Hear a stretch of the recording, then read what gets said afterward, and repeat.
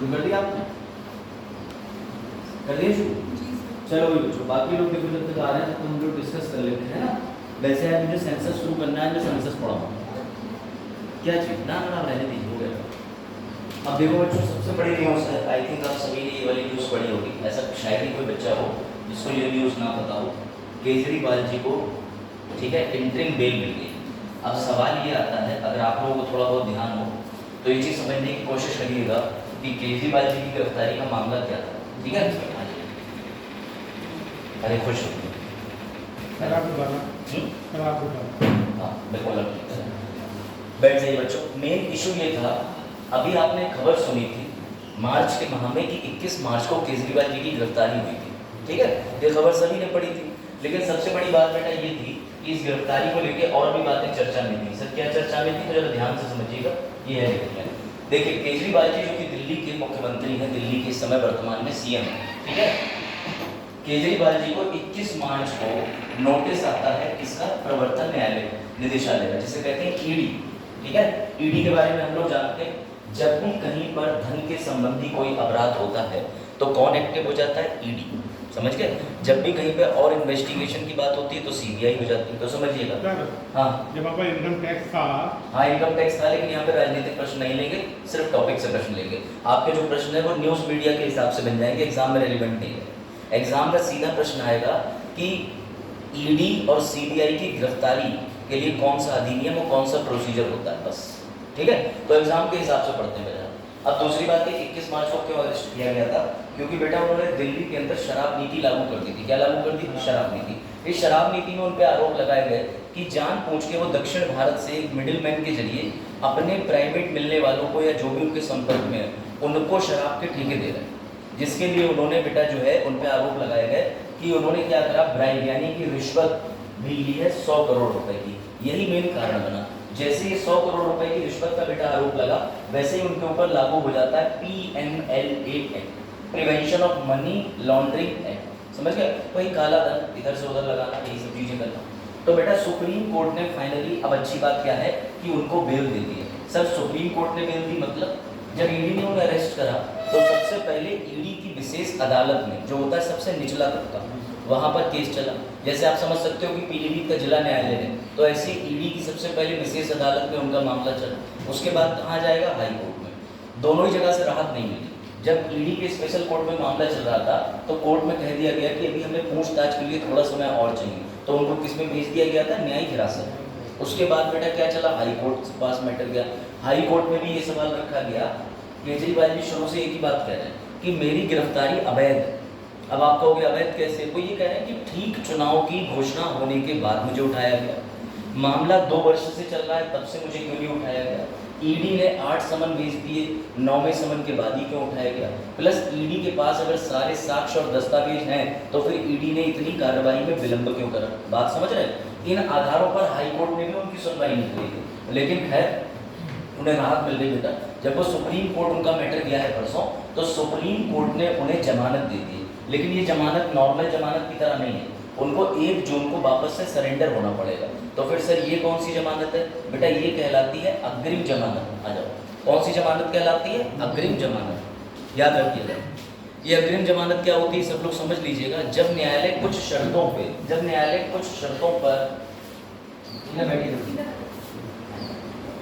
जब न्यायालय regular bell ना दे करके कुछ शर्तों पर बेल देता है किसी विशेष कार्य के लिए, तो वो इंटरिम बेल कहलाती है। ये बेल नॉर्मल बेल से भिन्न है।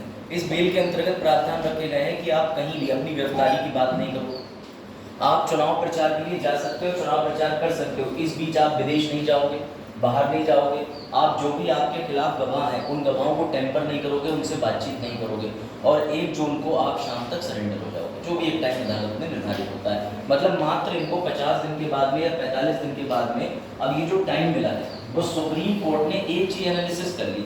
सुप्रीम कोर्ट बोला कि ये हमें भी संदिग्धता लग रही, क्योंकि ईडी का जो समय है इनको गिरफ्तार करने का, चुनाव से जस्ट पहले इनके खिलाफ सबूत होते हुए भी वजह सबूत ना देने का, इन सब बिंदुओं को अगर जोड़ा जाए तो ईडी की तरफ से भी समय को लेकर संदिग्धता मिल रही है। इस वजह से बेटा सुप्रीम कोर्ट ने क्रांति रच दी। लेकिन साथ ही सुप्रीम कोर्ट ने एक बात और कही है, मान के चलो मैं बहुत बढ़िया नेता हूँ, अब मैं जेल में बंद हूँ तो मैं क्या कहूँगा, अगले दिन तुरंत ही एप्लीकेशन लगाऊंगा, मुझे भी अग्रिम जमानत दो भाई, प्रचार करना तो मेरा भी अधिकार हो जाएगा।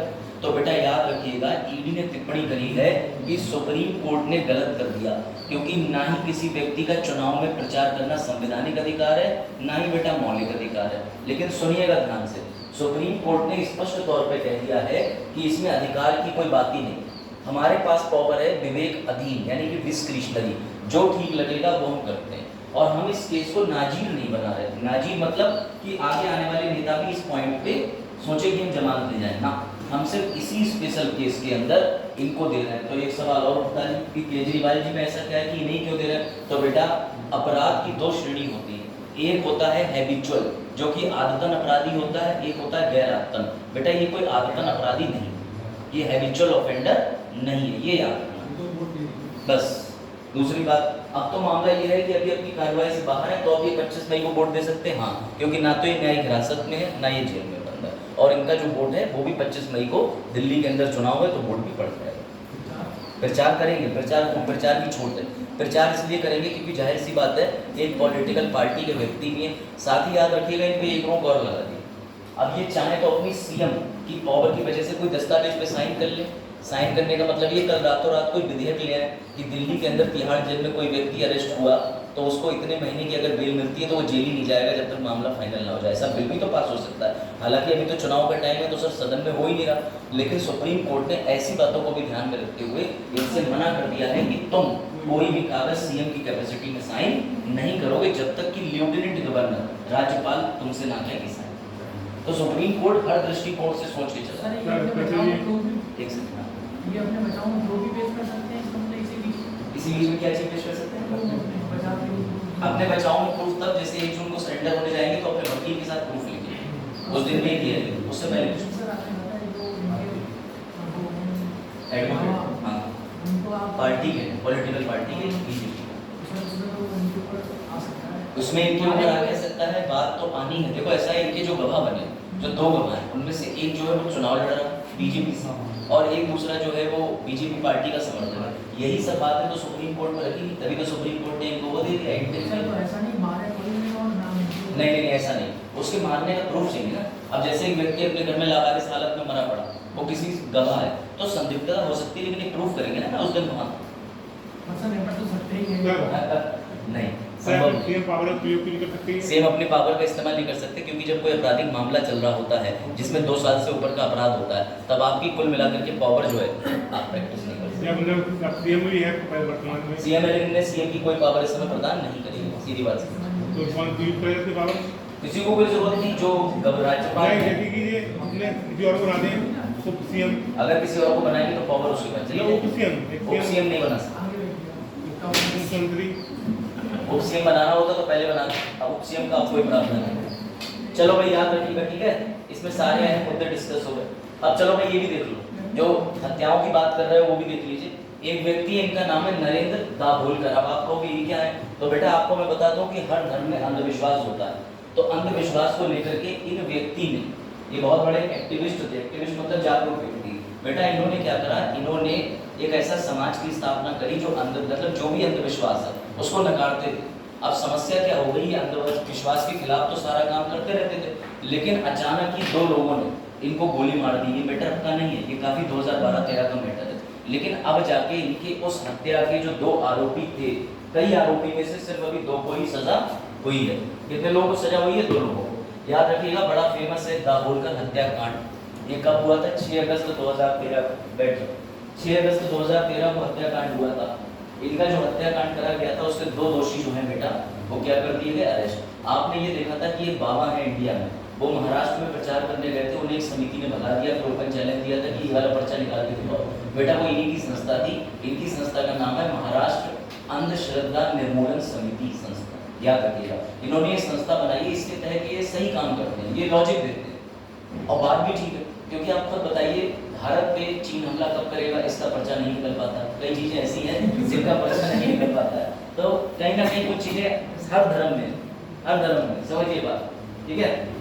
और बेटा याद रखिएगा इनकी हत्या किसने करी थी, तो याद रखिएगा इनकी हत्या जो करी गई थी वो एक अतिवादी संस्था थी, आतंकवादी नहीं, अतिवादी एक्सट्रीमिस्ट लोग जो होते हैं, उसका नाम था बेटा सनातन संस्था।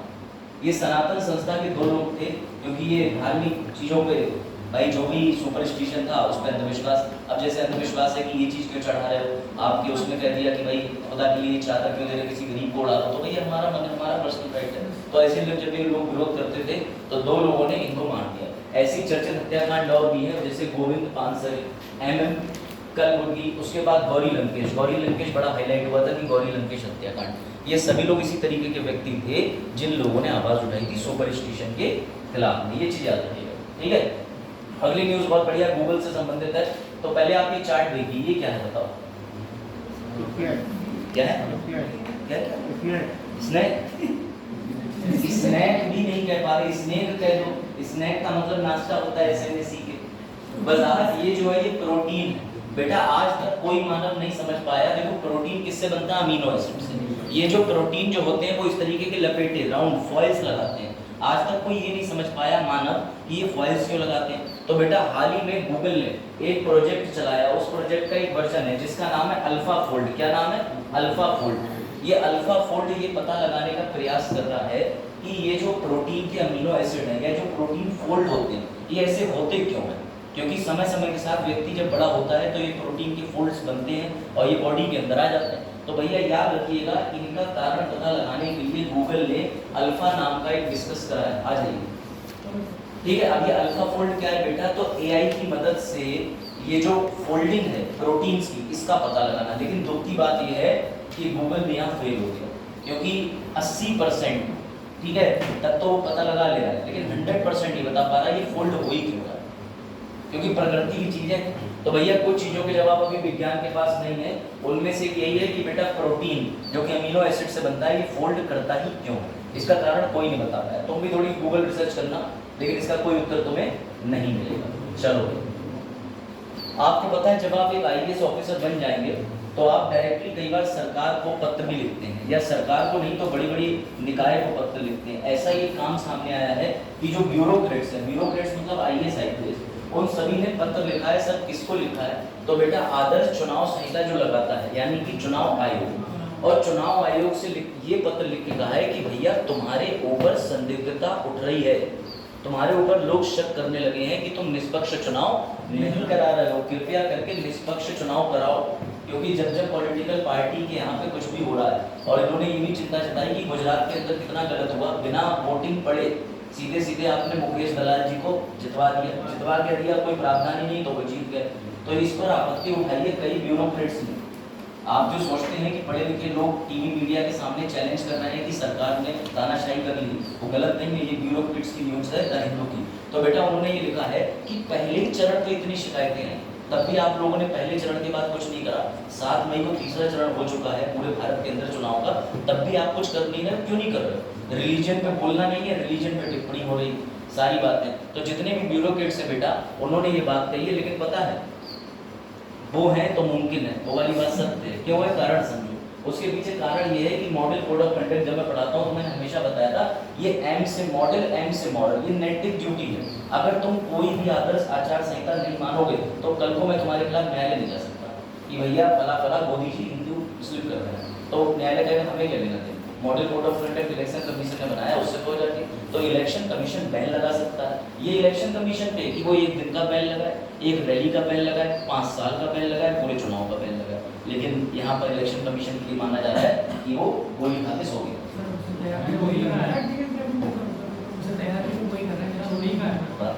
हाँ बेटा याद रखिएगा, आ जाओ बेटा। TN सेशन जो इन्होंने नाम लिया वही एकमात्र ऐसे व्यक्ति थे जिनके इतने ट्रांसफर कर दिए गए, इनको इतना परेशान किया गया, लेकिन उन्होंने जांच करानी थी तो करा दी। ये ध्यान रखिएगा। तो आपको अगर लगता हो याद रखिएगा, ठीक है। और एक और इन्होंने दुख की बात करी। अब आपको एक ऐसा खुलासा मैं करने जा रहा हूँ, हो सकता है आपको अच्छा लगे और बुरा लगे। तो ये आरोप लगाए हैं कि ब्यूरोक्रेट्स ने जो पत्र लिखा है, राजनेता अपने आसपास के बीच की डिग्निटी यानी गरिमा नहीं बना है। अब आप कहोगे कैसे? बोले इस समय कांग्रेस पार्टी के अंदर ऐसे ऐसे भद्दे कमेंट हो रहे हैं, समझ रहे हो ना, जो उनकी माता जी राहुल जी की पिटली पे। बोले आज तक की राजनीति में हमने कभी इतने गंदे कमेंट नहीं देखे। अब आपको एक बात बताऊं, अटल जी ने पूरे जीवन पर शादी नहीं करी, लेकिन अटल जी के साथ एक महिला रहती थी, मतलब ये ऑन रिकॉर्डेड है, लिखा हुआ है, किताबों में है। अटल जी के साथ जो महिला रहती थी, जब वो मरी तो बहुत बड़े राजनेता पहुंचे, राजनेताओं ने बाकायदा दिया, लेकिन कोई उस मुद्दे पे आज तक का रिकॉर्ड नहीं है कि किसी नेता ने भाषण के दौरान टिप्पणी कर दी। ये चीज पढ़िएगा, 100% पढ़िएगा, आप गूगल रिसर्च करिएगा कि सर ऐसे तो नहीं करे, क्योंकि बेटा ये न्यूज़ है। तो याद रखिएगा, इतनी बड़ी बड़ी बातें हो गई, अटल जी का जीवन ऐसा रहा कि किसी ने कोई टिप्पणी नहीं करी कि महिला साहब कौन है क्या है, लेकिन आज की डेट में एक दूसरे पर पर्सनल कमेंट नेता कर रहे हैं। सर यही का जमाना हो गया ना, हैं? एचडी की क्वालिटी की जो पिक्चरें आ जाती हैं। क्वालिटी वाली पिक्चरें आ जा रही है। अच्छा, पेन ड्राइव पे जा रहे हो? चलो ठीक है, प्रज्वल रोपन्ना के बारे में बात ना करें, कर्नाटका हसन सीट एचडी देवगौड़ा के कॉप। चलो अब बेटा ये समझो, जो पानी की समस्या है ना, पानी की समस्या बेटा छोटी मोटी समस्या नहीं रह गई है, आने वाले समय में पानी की समस्या और बढ़ जाएगी। ये आर्टिकल इस पर प्रकाश डालता है, समझिएगा। लेकिन आपको जान करके खुशी होगी। सर क्यों? बेटा साइंटिस्ट चैन से नहीं बैठ रहे। अब साइंटिस्टों के नया तर्क सुनिए, साइंटिस्टों ने इसके लिए प्रमाण दिए। तुमने देखा होगा कि समुद्र होता है, समुद्र में खारा पानी होता है, डायरेक्ट नहीं पी सकते। ये पृथ्वी की संरचना ऐसी है कि वो 71% जल से बनी है, बाकी बची हुई जगह भूमि है। अपनी इसी पृथ्वी की बात नहीं कर रहा हूँ बेटा, समझिएगा 97.5% जल खारा है, आप उसको नहीं पी सकते। दूसरी बात, 2% जल जमा हुआ है ग्लेशियर की फॉर्म में, हिमखंड में। जब वो पिघल के आता है तो नदियों में जल आता है, उन जल का इस्तेमाल हम करते हैं। ये बात समझिएगा, बैठो जल्दी ध्यान दो। अब बचा कितने प्रतिशत शुद्ध जल बचा है, जिसे हम मीठा जल कहते हैं? तो ध्यान देना, मात्र 0.3%। कितना प्रतिशत जल बचा है शुद्ध पीने के लिए? 0.3%। अब सुनो जानकारी, नई चीज निकल आई है बेटा, काला सागर, ब्लैक सी। कहा जा रहा है कि अब समुद्र के नीचे भी एक समुद्र, इसका मतलब कि समुद्र के नीचे मीठे पानी के बहुत बड़े बड़े स्रोत हैं। अब साइंटिस्ट उस पर निकल आए कि हम खारे पानी के और नीचे जाकर के शुद्ध पानी के स्रोत निकाल सकते हैं। बड़े बड़े पूरे गड्ढे हैं, पानी भरा हुआ है, रिजर्वायर है, पूरे भंडार है। और अब साइंटिस्ट कहीं ना कहीं मानव को पानी की समस्या से बचाने के लिए एक पॉजिटिव होप दे रहे हैं। इनका मानना है जब पृथ्वी का निर्माण हुआ था तो काफी हद तक जो शुद्ध मीठा पानी था वो नीचे डिपॉजिट हो गया था। तो ऐसे पानी के जो प्रमाण मिले हैं वो ब्लैक सी से मिले। लेकिन अब यहाँ पर खुश होने की बात नहीं है, ये युद्ध की बात है। सर युद्ध की बात कैसे? मान लो तुम्हारे इंडियन ओशियन, तुम्हारे मान के चलो भैया ये इंडियन ओशियन या फिर अरब की खाड़ी के आसपास में ऐसा कोई भंडार मिल गया, तो थोड़ी देर में क्या देख रहे हैं साहब, चीन आ रहा अपनी नाव लेके, वो कह रहा है कि हम भी निकालेंगे। अब तुम कह रहे हो नहीं, निकालने का तो हमें मिला हुआ है, हमारा क्षेत्र है। वो कहेंगे तो आओ लड़ लेते हैं, शुद्ध पानी हमें भी चाहिए, तुम्हें भी चाहिए। क्योंकि बेटा अंतर्राष्ट्रीय जल को लेकर के कानून है 1982 में, आपको वैसे ही पता है, 12, 24, 200 नॉटिकल माइल तक आप कोई भी क्षेत्र से कोई चीज निकाल सकते हैं। तो इस पे नियम बनाने की दिक्कत है, पहले देखते भी हैं कि पानी कहाँ तक निकलता है, नहीं निकलता है। खारा पानी मीठा हो जाए। हाँ, ऐसी तकनीक का विकास कर ले जैसे खारा पानी करा था। इजराइल वालों ने गाड़ी भेजी थी, तुमने चलाई समुद्र के किनारे और प्लांट लगा है। ऐसा नहीं है, दक्षिण भारत में प्लांट लगे हैं, लेकिन वो इतना लंबा प्रोसेस है कि पूरे दिन की प्रक्रिया के बाद पानी तुम्हें मिले एक आदमी को औसतन 3 या 4 लीटर, तो काम चल जाएगा क्या? 55 लीटर या 30 लीटर से लेकर 55 लीटर तक प्रतिदिन प्रति व्यक्ति खर्च करता है। यकीन ना हो तो कल नहाते समय जब मग्गा लो एक बार तो तौल के डाल, पता चल जाएगा, है ना। एनसीईआरटी का फैक्ट लिखा हुआ है। अब बेटा एक चीज और समझिएगा, भारत चला गया है फिलिस्तीन के साथ। अब तुम कहोगे फिलिस्तीन के साथ कैसे चला गया? तो बेटा ध्यान देने की बात यह है, ध्यान से दीजिएगा, ठीक है। इंडिया और फिलिस्तीन, संयुक्त राष्ट्र के अंदर एक प्रस्ताव आया था अभी कुछ दिन पूर्व, उसमें यह बोला गया था कि फिलिस्तीन को क्या भैया दर्जा दे दो, फिलिस्तीन को स्थायी सदस्य बना दो। जनरल असेंबली के अंदर जो 193 देश है उसमें फिलिस्तीन नहीं है, ताइवान नहीं है। क्यों नहीं है? क्योंकि भैया वो इसे कभी देश ही नहीं मानते। इजराइल को देश मानते हैं लेकिन फिलिस्तीन को देश नहीं मानते। जबकि उन्हीं मूर्खों ने 1947 में 2 स्टेट थ्योरी दी थी कि एक फिलिस्तीन बन जाए, एक इजराइल बन जाए। इसे कहते हैं हिपोक्रेसी। आप समझना मजे की बात, फिलिस्तीन को लेकर के 193 देशों ने महासभा के अंदर बेटा वोटिंग करी। उसमें से मजे की बात सुनो, अब तक इंडिया इजराइल के समर्थन में वोटिंग से बच रहा था, लेकिन अब जब से ये इजराइल ने आखिरी हमला करा है, जो अभी आपने देखा होगा राफा पट्टी पर जाके, तो बेटा इंडिया ने अब फिलिस्तीन की तरफ पॉजिटिव बटन दबा दिया कि हाँ इसको सदस्यता मिलनी चाहिए। अब इससे अमेरिका और इजराइल थोड़ा बौखलाया, क्योंकि 143 वोट पड़े थे पक्ष में, 9 लोगों ने विरुद्ध में वोट डाले, जिसमें इजराइल है और अमेरिका शामिल है, 25 लोग न्यूट्रल रहे। पहले इंडिया अब्सेंट वाले में ही आता था कुल मिला के कि मैं वोट नहीं दूंगा, आ जाओ। लेकिन अब इंडिया ने क्या करा है बेटा, इंडिया ने फलस्तीन को दर्जा दिलवाने के लिए क्या कर दिया है, फेवर में वोट दे दिया। ये ध्यान रखो। फिर क्या नाम? इससे लाभ तो कोई नहीं है। इससे आप ये कह सकते हो कि इंडिया ने बताया कि भैया हम जुर्म के खिलाफ है, मतलब जो इतना सारा तुम जुर्म और जुल्म कर रहे हो देशों के ऊपर, उसके खिलाफ है। तो अब देखते हैं, इजराइल ने अभी तक कोई गतिविधियां की नहीं, चलो ठीक। लंबे समय के बाद भारत में चीनी बढ़ गई। अब तुम कहोगे चीनी बढ़ गई मतलब चाइना के जो भैया एनवॉय है, राजदूत, मतलब चीन से एक विदेशी अफसर दिल्ली चाणक्यपुरी में आके बैठेगा, जिसे तुम कहोगे चीन से आया हुआ प्रोडक्ट नहीं, चीन से आया हुआ राजदूत। समझो बेटा, समझिएगा। इनका नाम है सू। अब पता नहीं भैया इनका नाम सू है कि का है, देखो ध्यान से, चीन का राजदूत। आपको जान के ताज्जुब होगा, अभी चीन ने कुछ दिन पहले स्टेटमेंट दिया था कि हम भी भारत से अच्छे संबंध बनाना चाहते हैं। क्यों? क्योंकि उससे पहले हमारे देश के पीएम जा करके ऐसे हाथ फैला के चले गए थे, भर दो झोली मेरी। तो भैया कैसे करके? क्योंकि उन्होंने भी एक मैगजीन में टिप्पणी कर दी थी कि जो चीन है उससे हम संबंध बेहतर करना चाहते हैं। वो भारत के जो राजनेताओं के बयान है वो सिर्फ चुनाव के पर्पज से दिए थे, ऐसा एक स्टेटमेंट आया था, पढ़ना गूगल पे। तो बेटा चीन में 18 महीने से हमारे भारत में करीब 2022 से कोई भी राजनयिक नहीं भेजा था, यानी आईएफएस ऑफिसर उनका अपना, कि जो भारत से बात कर ले। लेकिन जब ऐसा पद खाली होता है तो माना जाता है तब खाली होता है जब दो देशों में तनाव चल रहा हो। लेकिन चीन के द्वारा नियुक्ति करने का मतलब ये है कि संबंध थोड़े ठीक हुए हैं। तो बेटा याद रखना, 18 महीने के बाद यानी अक्टूबर 2022 के बाद से पद खाली था, लेकिन चीन से एक फॉरेन ऑफिसर आकर के इंडिया में चाणक्यपुरी दिल्ली एम्बेसी में बैठ गया। तो ये अच्छे संबंधों की ओर जाता है। अब देखना ये है कि ये संबंध वास्तव में अच्छे हैं कि क्या होता है। उनका नाम है जू फे होंग।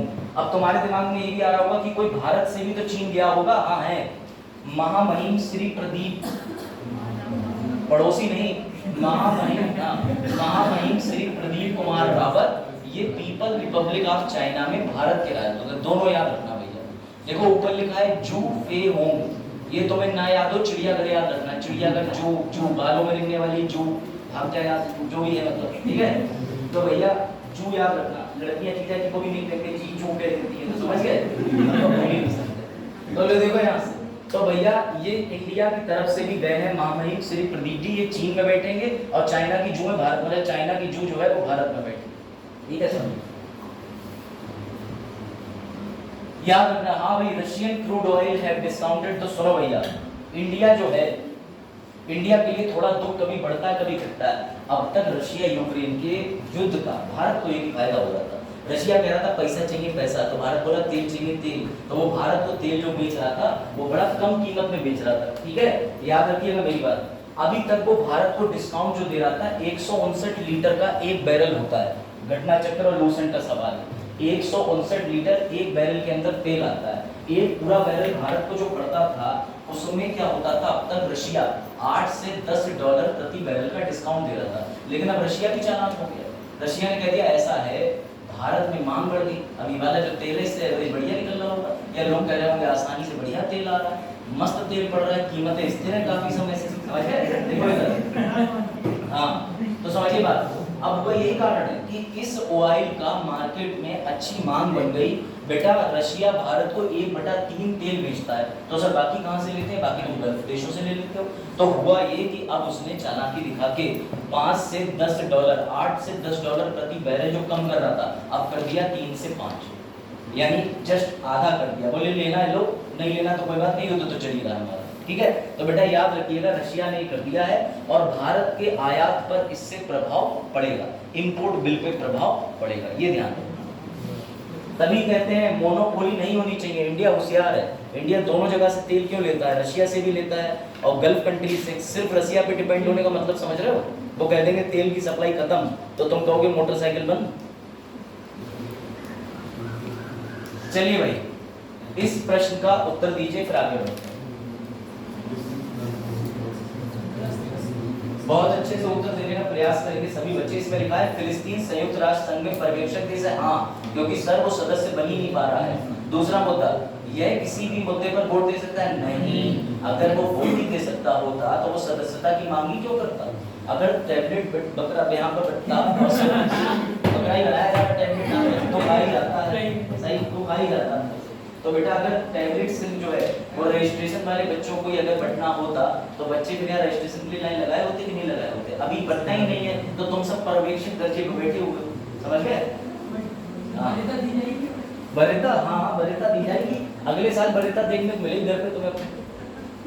चलो किसी भी मुद्दे पर बोर्ड दे सकता है नहीं, तो बेटा इसका उत्तर क्या होगा?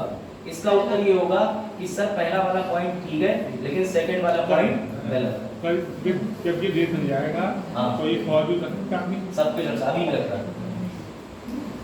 हम आस क्या है? चलो भाई बताओ, अगला सुनो, अगला प्रश्न कभी कभी यूपीएससी भी बहुत इजी प्रश्न देता है। बेटा इधर बुद्धि लगा लो, एक दूसरे को बाद में देख लेना और यही दिखते हो। चलो देखो, इनमें से कौन सा तत्व अमीनो एसिड होता है बताओ?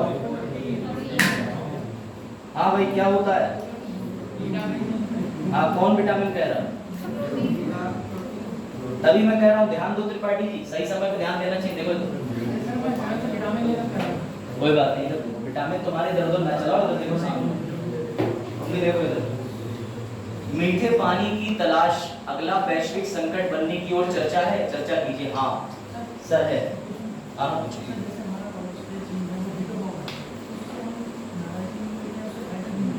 ये सवाल आ चुका है, उससे फायदा लेना इंडिया जानती नहीं। अगर उससे इंडिया थोड़ा ही फायदा लेना जानती होती तो इंडिया के पास में इतना बढ़िया दोस्त है, उनसे मिसाइल लेकर रिवर्स इंजीनियरिंग करो, उनके साथ संबंध बनाओ, उल्टा किसी किसी जगह पर उनके कंधे पर रख के बंदूक चला दो। लेकिन इंडिया ऐसा करती नहीं है।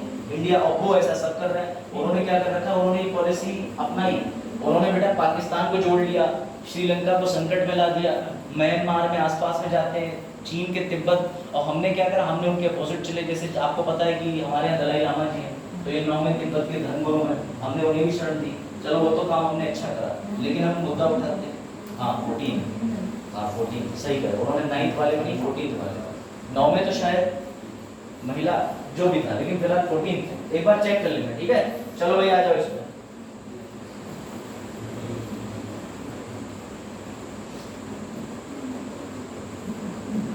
चलो भाई अब लैंडमार्क चीज शुरू करते हैं।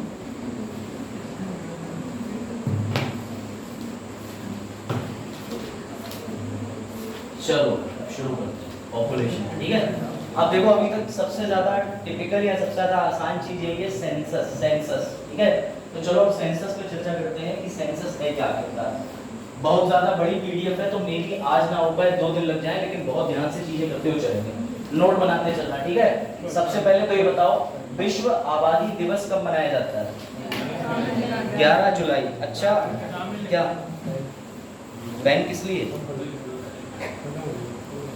पेन बच्चों से ले लो, इन्हें एक पेन दे दो एक जना।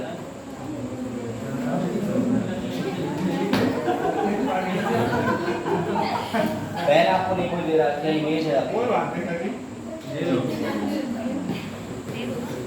मिल गया। चलो भैया वापस भी कर दे, ठीक। चलिए भाई सबसे पहला तो प्रश्न यही है कि विश्व पॉपुलेशन डे कब मनाया जाता है? 11 जुलाई को, ठीक है? ये याद रखिएगा। आप चलिए आगे आ जाते हैं। अब देखो इंडिया में पॉपुलेशन सबसे ज्यादा हो ही चुकी, ये तो आपको पता ही है, लेकिन इसी पॉपुलेशन के अध्ययन को कराया जाता है सेंसस करना। सेंसस का मतलब क्या होता है कोई बता सकता है? CENSUS, जनगणना का पॉपुलेशन, जनसंख्या। तो बेटा जब आबादी की गणना होती है तो उसे सेंसस कहते हैं, ये बात याद रखिएगा। अब देखिए सेंसस क्यों जरूरी है किसी के कारण, उससे पहले कुछ चीजें देखते हैं, ठीक है? चलो भाई ध्यान देना बड़े अच्छे से। अब ये देखो सेंसस को प्रभावित करने वाले कुछ कारक हैं। अब आप कहोगे कौन कौन से कारक हैं? तो बेटा कभी ये ध्यान दो कि इंडिया के अंदर इतनी आबादी है तो है क्यों? चाइना के अंदर प्लेन्स, ठीक मान लिया, और भी कोई कारण? चीन के अंदर इतनी आबादी है तो क्यों है भाई? और अगर चलो मान लो कहीं पर अडेप्टेबिलिटी, हाँ पहाड़। चलो बेटा इधर देखो, आपकी एनसीईआरटी कुछ कारण बताती है, उसको लिखते चलिएगा। सबसे पहले याद रखिएगा कि जनसंख्या प्रभाव पर डालने वाले 4 कारण मुख्यतः हैं। सबसे पहला होता है भौगोलिक कारण। कैसे? सर दुर्गम इलाकों के अंदर आबादी नहीं रह पाती है, जहाँ लगातार भूकंप आते हैं, आबादी मुश्किल से सर्वाइव कर पाती है, ऐसे में जनसंख्या बढ़ाने का नहीं, जनसंख्या प्राकृतिक रूप से घटने के ज्यादा कारण होगा।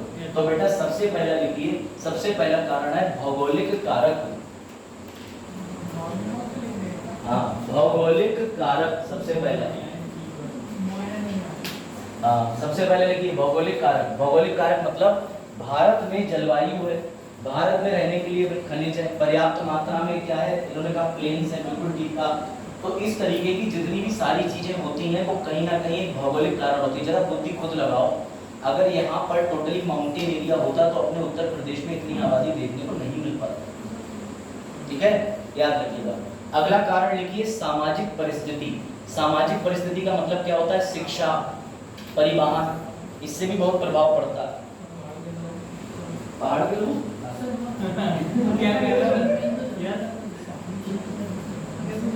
हाँ, इसलिए आबादी नहीं बढ़ती ज्यादातर बेटा। पहाड़ के दुर्गम क्षेत्रों पे लोग ज्यादातर रहना पसंद ही नहीं करते, स्थल पे आसान है जीवन।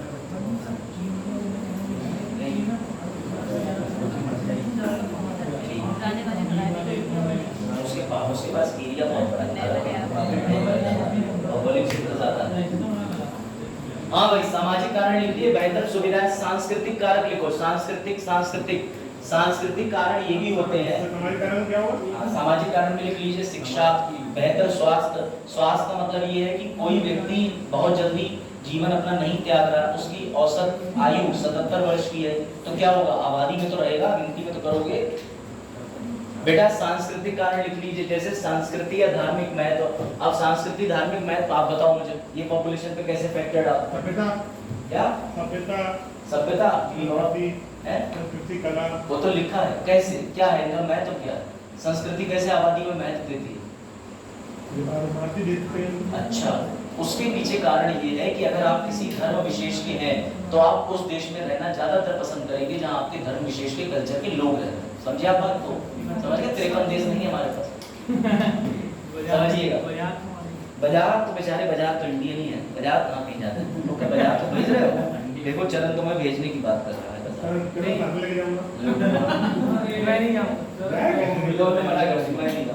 एक बार फिर से 1947 के बाद 2024 में हमारे भाई ने मौका टकरा दिया। चल देखो अगला कारण आर्थिक कारक, जैसे रोजगार के अवसर। अगर ज्यादातर रोजगार का मतलब ये होता है कि अगर कहीं पे बेटर स्टैंडर्ड ऑफ लिविंग है तो आदमी फैमिली प्लानिंग कर लेता है। अब पता चले खुद के खाने के लाले पड़े हुए हैं, अब ऐसे में उनकी मम्मी कहते हैं अरे कम से कम 3 बच्चे और होने चाहिए थे तुम्हारे, तो आदमी कहेगा खुद नहीं खा पा रहा है, 3 बालक कर लो, 1 बालक करना दूंगा। समझिएगा इस तरीके के। डेनमार्क में क्या ज्यादा है, डेनमार्क की पॉपुलेशन इसलिए यूरोपियन देशों के लोग पढ़े लिखे शिक्षा को जानते हैं, एक्स्ट्रा पॉपुलेशन से रिसोर्सेज का डिप्लीशन होगा, जबकि वहाँ 80% होगा। आर्थिक कारण है, आर्थिक कारण ऐसे है कि भारत के अंदर ज्यादातर लोगों के पास में नॉर्मल लाइवलीहुड तो है, लेकिन किसी के पास सीरीज नहीं। अब आदमी सोचता है बेहतर शिक्षा कैसे दें भारत में। वेस्टर्न कंट्रीज में तीनों डेमोक्रेटिक इस बात के लिए, जैसे इंडिया की फेस की तरह। ठीक है, चलो भैया जाओ। तो याद रखिएगा आर्थिक कारण हमेशा रहते हैं, रोजगार के अवसर। आप ही बताइए, आप अगर आज की डेट में आपको पता चल चुका है कि गवर्नमेंट नौकरी की स्थिति ये है और आपके घर में आपके 4 भाई हैं, तो क्या करोगे? क्या नौकरी की तैयारी करते रहोगे? तो जाहिर सी बात है भाई, कोई ना कोई व्यापार शुरू करोगे, कहीं ना कोई प्राइवेट स्तर पे जाओगे। और इन चीजों से भारत के अंदर तो खासकर शादी पे जो है प्रभाव पड़ता ही पड़ता है ना। अब उसमें जाएंगे तो उसमें से पहले यही पूछा जाएगा, समझ गए? तो याद रखना। और सबसे बड़े रीजंस हैं पॉलिटिकल फैक्टर। पॉलिटिकल फैक्टर का मतलब ये डिपेंड करता है कि गवर्नमेंट की पॉलिसीज कैसी हैं। अगर गवर्नमेंट की बिल ले आए कि हम दो हमारे दो परिवार नियोजन, तो उसके बाद कहीं ना कहीं वो लगाम लगा सकती है पॉपुलेशन पे।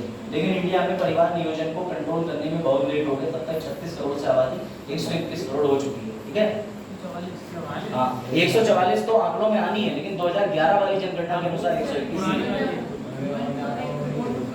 हाँ, रिपोर्ट की तो काफी समय से बोली है। ठीक है, और क्या चलो भाई आगे आ जाओ। कारण हो गए सोशियो इकोनॉमिक फैक्टर। ठीक है, आप देखो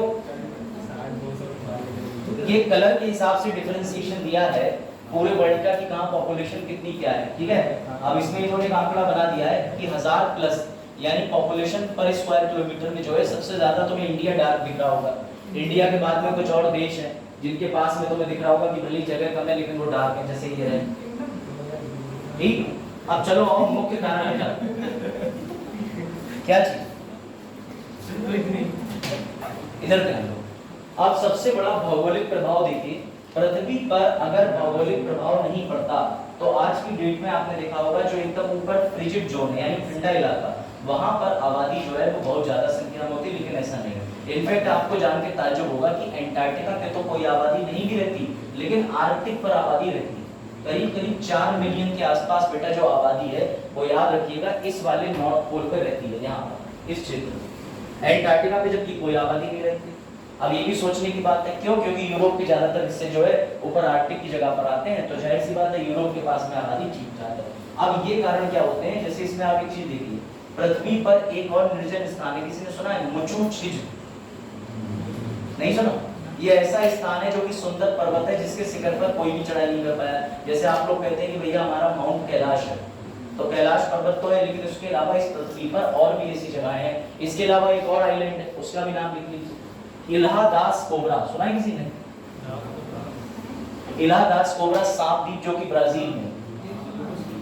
सुना है बेटा? यहाँ पर अलाउड ही नहीं है, ब्राजीलियन आर्मी अलाउड नहीं करती, साथ में डॉक्टर कंपलसरी है। जैसे ये वेयरगिल्स वगैरह जाते हैं ना इन जगहों पे, दुर्गम इलाकों में, तो परमिशन लेनी पड़ती है, याद रखिएगा।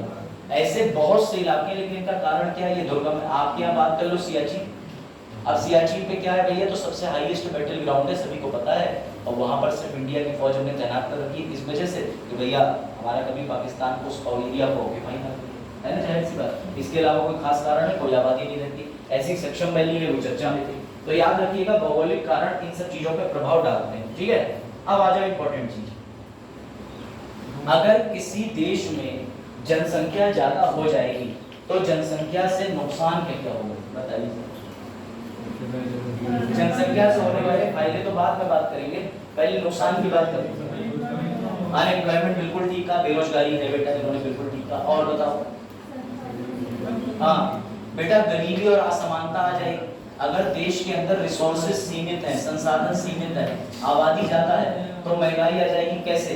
मान लो आपके देश के अंदर फसल जो है उसका उत्पादन इतना हो रहा है कि वो 1 करोड़ लोगों के लिए हो पाए, लेकिन लोग हो गए अगर 20 करोड़, तो फिर वो ज्यादा पैसे देंगे, इससे गरीबी अमीरी आ जाएगी। जो ज्यादा अमीर होगा उसी को फूड्स मिल पाएंगे, और जो कम नहीं पैसे नहीं दे पाएगा उसको फूड रिसोर्सेज नहीं मिल पाएंगे। तो बात समझिएगा। दूसरे स्तर पर आ जाएगी स्वास्थ्य सेवा को चुनौतियां आ जाएगी। ये सब कारण है कि जनसंख्या यदि अगर बढ़ रही है तो उसने कई नई समस्याओं को जन्म दिया, ठीक है। उसके बाद अगला देखिए, शिक्षा में चुनौतियां आ जाएंगी, ठीक है, शहरीकरण की चुनौतियां आ जाएंगी, ये सब कारण है। चलो भाई, अब आया सबसे मेन कारण, अब शुरू करते हैं चीजों को देखिए। अच्छा, ब्रिटिशर्स ने इंडिया में सबसे पहला सेंसस करवाया था मायो में 1872 में। तो मेरा प्रश्न ये कि ब्रिटिशर्स ने भारत में जनगणना कराई क्यों? क्यों इंटरेस्टेड थे वो जनगणना कराने? बताओ किसकी वजह से? टैक्सेशन, प्रशासन, और टैक्सेशन इसी प्रशासन, और बेटा सबसे प्रमुख कारण जो था मिलिट्री भर्ती करना, ये भी कारण था। उन्हें जानना था कि इंडिया में कितने लोग हैं, कितने पॉपुलेशन है, कितने व्यस्त हैं, क्या है। एक कारण था सैन्य शक्ति, यही लिखे हुए सारे स्पेक्ट्रम की किताब से पढ़ना लिखे हैं। सबसे पहला और मोस्ट इंपोर्टेंट कारण था व्यापार हित, किस लोगों को हम टारगेट कर रहे हैं, कितने उत्पाद बेचते हैं, कितनी ऑन एन एवरेज यहाँ पर कृषक हैं, कितने काश्तकारी का काम करते हैं, कितने व्यापारी, कितने लोगों को सप्लाई करनी है, क्योंकि वो आए तो ब्रिटिशर्स पता ही एज ए ट्रेडेड। दूसरा है बेटा राजनीतिक और सैन्य उपलब्धियां। तीसरा है भाषा और संस्कृति समझने के लिए। सर क्यों? बेटा तुम्हारी भाषा और संस्कृति बचाने के लिए नहीं, बिगाड़ने के लिए। कि भाषा और संस्कृति के कौन कौन से एरिया के लोग यहाँ रहते हैं, विविधता कैसे पता चली कि डाइवर्सिटी है, क्योंकि तो जनगणना से पता चली होगी किस किस धर्म के लोग रहते हैं। और अगला है डिवीजन, यानी कि डिवाइड एंड रूल, फूट डालो और राज करो। इसके लिए कि अच्छा मुस्लिम इतने हैं, ये इतने, ये कुछ कारण थे प्रमुख जो अंग्रेजों ने करा। उसके अलावा आधुनिकीकरण और विकास, जो कि मैं नहीं मानता। उनका मानना था कि पॉपुलेशन इसलिए कर रहे हैं कि तुम्हारे यहाँ डिजिटलाइजेशन करेंगे, मॉडर्नाइजेशन करेंगे। डिजिटलाइजेशन तो छोड़ ही दो, उनके टाइम में तो संभव ही नहीं था। बस टेलीग्राफ, एक टेलीग्राफ एक्ट लेके आ गए थे कि टेलीग्राफ से माध्यम से भेजने के लिए, ठीक। दूसरी बात ये है कि डेवलपमेंट करेंगे और रेल लाइनें बिछाएंगे। ये सभी तो आधुनिकीकरण में से अपने लिए करा। तो मुझे इन तर्कों में कहीं ना कहीं अंग्रेजों की ज्यादातर चीजें तो छोटी लगती है, बस एक चीज समझ में आती है कि फूट करो वाला पॉइंट ठीक है, सैन्य वाला ठीक है, और व्यापारी वाला ठीक है। इसके अलावा मुझे नहीं लगता कि अंग्रेजों को तुम्हारे यहाँ ऐसा कुछ करने में खासा इंटरेस्ट था, ठीक है। अब इसके पीछे एक और कारण भी है, वो मैं तुम्हें बता देता हूँ। उसके पीछे एक कारण ये दिया जाता है, समझो। एक युद्ध हुआ था बड़ा इंटरेस्टिंग, बैटल ऑफ 1857, ठीक है। उसके बाद पहली जनगणना कब हुई? 1857 के बाद में 1858 यहाँ तक जो है वो किसका रूल था? East India company. समझना, ईस्ट इंडिया कंपनी से ये रूल 1858 में किस पे शिफ्ट हो गया था? क्या हो गया? अब आप एक चीज पकड़िएगा, ये चीज लिखी हुई है, आप कभी मत भूलिएगा। 1858 में किंग ने एक घोषणा करवाई थी, ठीक है। और जो भाई क्राउन ने, तो क्वीन ने घोषणा कराई थी, उसको ये बोला जाता था गुड गवर्नेंस। सुना है आपने? ये आपने कहीं ना कहीं जरूर पढ़ा होगा कि इसको बोला जाता है, जब क्वीन ने, ठीक है, इलाहाबाद के अंदर घोषणा हुई थी, सभी को पता है। तो ये घोषणा के अंदर एक शब्द बड़ी बड़ी प्रचलित हुई। उसने ये कहा था ईस्ट इंडिया कंपनी ने सही से प्रशासन नहीं करा, तो मैं तुम्हारे लिए लेके आऊंगी गुड गवर्नेंस। तो कहा जाता है कि 1858 में जब क्राउन के पास सारी चीजें चली गई और गुड गवर्नेंस संभव होना था, इधर एक चीज की और बातें चल रही थी देश के अंदर, वो था 1885 के कांग्रेस को सेटअप करने की, ठीक है। अब इससे इसमें टाइम था, और दूसरी बात ये थी कि इसको ये पता था क्राउन को कि दोबारा से 1857 की तरह बैटल ना हो जाए, क्योंकि ऐसे में भारत के अंदर पॉलिसीज, व्यापार को लेकर के, धर्म को लेकर के, आपको पता है कई सारे कारण थे। इमीडिएट कारण तो जो है कारण तो उस वाला था, लेकिन उसके अलावा आपने पढ़ा होगा कि आर्थिक कारण थे, धार्मिक कारण थे, कई सारे कारण थे। तो बेटा ये जो क्राउन है, इसने क्या करा, जानबूझ करके, आ जाओ आई रिलेट हो बेटा, ये बहुत इंपॉर्टेंट चीज बता रहा हूँ, यहाँ पर ध्यान देना।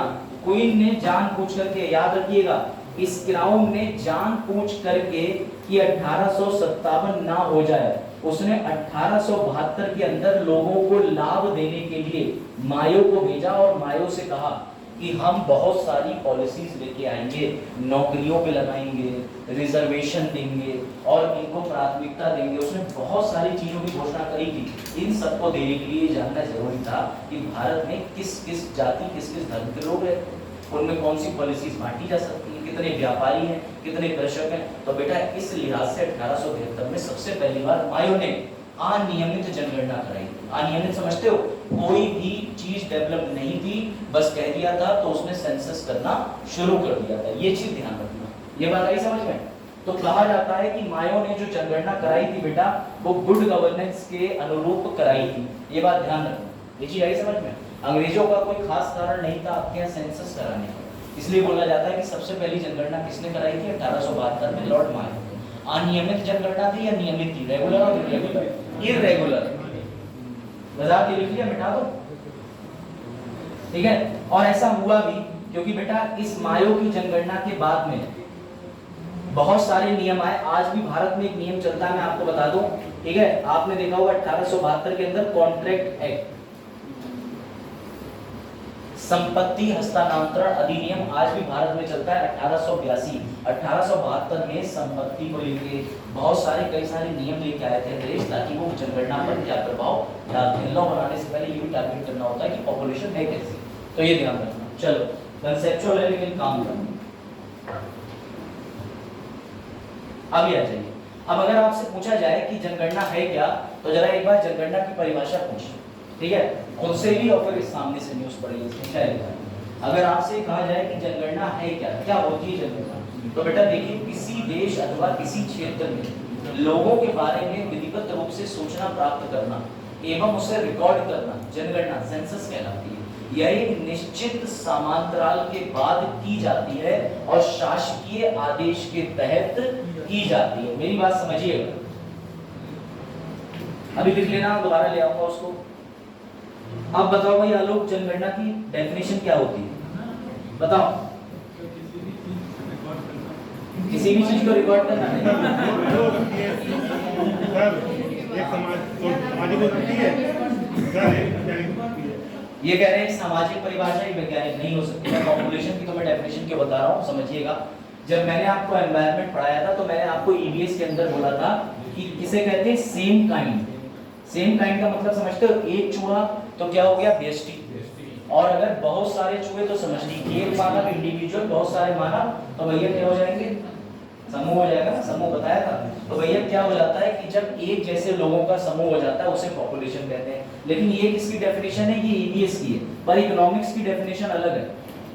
इकोनॉमिक्स का सीधा मतलब होता है रिसोर्सेज बटौर कंज्यूमर्स, यानी कितने लोग इस जगह पर संसाधनों का उपभोग कर रहे हैं। ये इकोनॉमिक्स की पॉपुलेशन की परिभाषा है। ज्योग्राफी की परिभाषा नियर अबाउट सेम है। उसके अलावा हिस्ट्री की परिभाषा की अगर बात करो तो हिस्ट्री डिफाइन करता है डाइवर्सिटी, विविधता। तो याद रखिएगा पॉपुलेशन की अलग अलग परिभाषा है, लेकिन सेंसस के दृष्टिकोण से पॉपुलेशन की एक ही परिभाषा है कि रह रहे या निवास कर रहे लोगों को देखना। सर पॉपुलेशन के अंदर क्या नागरिक गिने जाते हैं या गैर नागरिक गिने जाते हैं? पॉपुलेशन वाले जब घर पे आते हैं तो कौन से प्रश्न पूछते हैं? पॉपुलेशन करने के लिए भारत में अधिनियम कौन सा है? पॉपुलेशन 10 ही साल में होगी, ये कहाँ लिखा है? क्या संविधान पॉपुलेशन के बारे में कुछ कहता है? चलो इस सारे प्रश्नों पर बात करते हैं। लिख डेटा काफी आएगा, इसलिए बड़ा एक्टिव होकर बैठना, क्योंकि मैं तुम्हें यहाँ पर सबसे पहले ये बताऊंगा भारत बना कैसे, राज्यों की संरचना भी बताऊंगा, ताकि तुम्हें पता चलेगा कि भैया फसल अली समिति क्या थी, घर समिति क्या थी, जेबीपी समिति क्या थी, इन्हें रिपोर्ट कब सौंपी। भारत में पहले 4 ही पार्ट थे, ABCD। डाइवर्सिटी मतलब विविधता। तो इतिहास बताता है कि भारत में किन किन समुदाय या किन किन शासकों ने आक्रमण करा, वो रुक गए कि नहीं रुक गए, ये भी पॉपुलेशन। हमारे यहाँ बाहरी आक्रमण से पॉपुलेशन कितनी रुक गई? 1961 के अंदर तुमने गोवा को छुड़वाया, क्या उसे पॉपुलेशन मानते थे? गिना था 1961 तक कि नहीं गिना था? भाई सवाल है ना ये भी। तो हर आयाम ऑलमोस्ट कवर करेंगे, याद रखिएगा। और अगर साइंस की दृष्टिकोण से बात करो तो साइंस पॉपुलेशन में 2 तरीके से मानती है। एक तो मानती है गुड पॉपुलेशन। गुड पॉपुलेशन का मतलब आपके यहाँ मृत्यु दर कम है और जीवन दर ज्यादा है, ये साइंस का मानना है। साइंस का मानना है कि लाइफ एक्सपेक्टेंसी जहां जाता है वहां विज्ञान ने उपलब्धि हासिल की। अब कोविड के टाइम में साइंटिफिक फैक्टर के कारण ही तो पॉपुलेशन डिक्लाइन हुई थी, तो समझिए।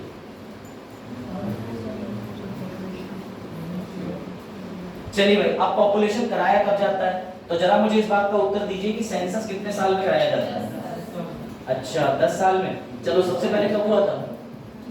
फिर कब हुआ होगा? फिर हाँ, फिर बोलो आप, फिर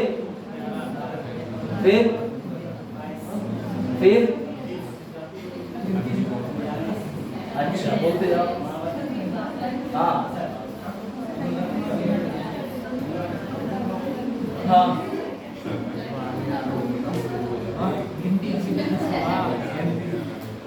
ठीक है बेटा, 1 साल तुम आगे निकला है, इसीलिए तुम्हें बता रहा हूँ। पॉपुलेशन जो होती है, सेंसस जो होता है, वो किस किस वर्ष कराया गया, कितनी बार हुआ है? अब तक आपने पढ़ा होगा कि नियमित तौर पर जोड़ोगे और अनियमित 1872 से जोड़ो 16 हो चुके हैं, 1872 से ना जोड़ो तो 15 बार जनगणना हो चुकी है।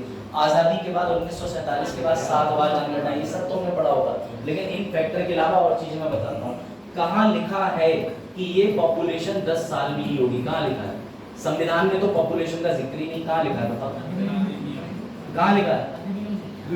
हाँ अधिनियम दिख रहा है, तो अधिनियम देख लो, अधिनियम दिख रहा है बेटा। नोट करो ये पॉपुलेशन को लेकर के भारत में पॉपुलेशन अधिनियम, जो कि आजादी के अगले ही साल बनाया था। क्यों? क्योंकि 1947 में पॉपुलेशन नहीं हुआ था। तो मैं एक ताज्जुब की बात बता दूं कि पॉपुलेशन जिस देश में सेंसस होना होता है 2 साल पहले तैयारी करनी पड़ती है। भारत में 2011 में जो पॉपुलेशन 121 करोड़ गिनी थी, 30 लाख कर्मचारी लगे थे, 30 लाख कर्मचारियों ने गिनती करी थी पर्यवेक्षक में। और इस बार तो डिजिटल होनी, इस बार कम से कम 35 लाख लोग लगेंगे जो टैबलेट ले लेके घर आएंगे। और वो प्रश्न क्या पूछते हैं ये भी तो मैं बताऊंगा। पहले लिखो जो जो इसमें बेटा हाईलाइटेड है सब लिखो। पॉपुलेशन कौन से अधिनियम? अधिनियम 1948, नियम 1990, ये पढ़ो। ये जो सारा डेटा है ये पॉपुलेशन की वेबसाइट से है, इंडिया की पॉपुलेशन की जो सरकारी वेबसाइट है, मैं वहीं से उठा के लेके आया, क्योंकि कोई कवर ही नहीं करा है इसके अलावा। बेटा जनगणना विभाग, कौन सा विभाग होता है? जनगणना कौन से मंत्रालय के अधीन है? गृह मंत्रालय। इसके अंदर एक अलग से पद बनाया जाता है महापंजीयक और जनगणना आयुक्त का, ठीक है?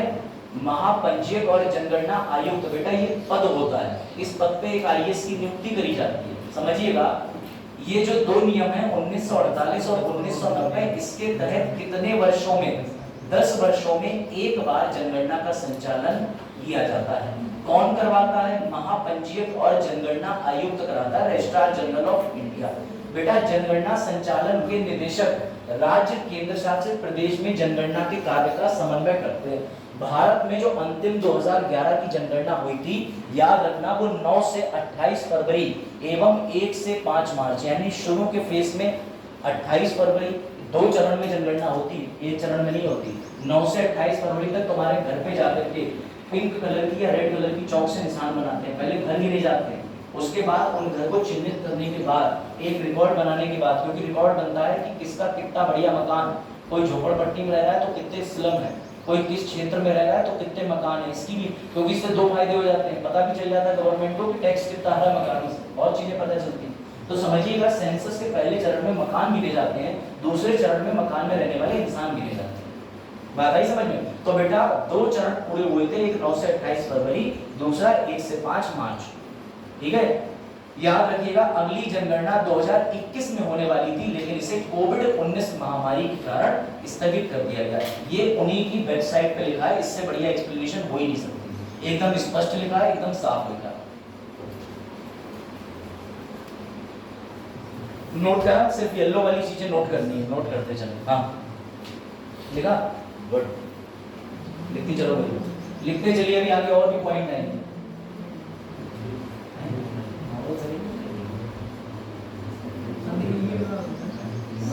स्टैटिस्टिक्स ऑफिसर जो होता है वही होता है, वो डेटा बनाता है, और एक पीडीएफ नहीं होती, बहुत लंबी पीडीएफ होती है।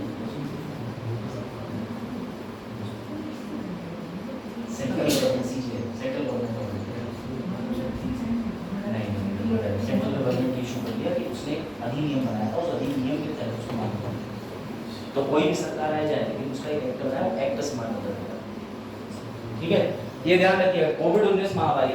अच्छा आप समझिएगा, जनगणना आपने ये देख लिया कि क्या होती है और जनगणना कब करी जाती है। अब अच्छा करते क्यों, ये और बड़ी बात भाई, क्यों करते होंगे जनगणना, ये तो सोचने की बात है ना।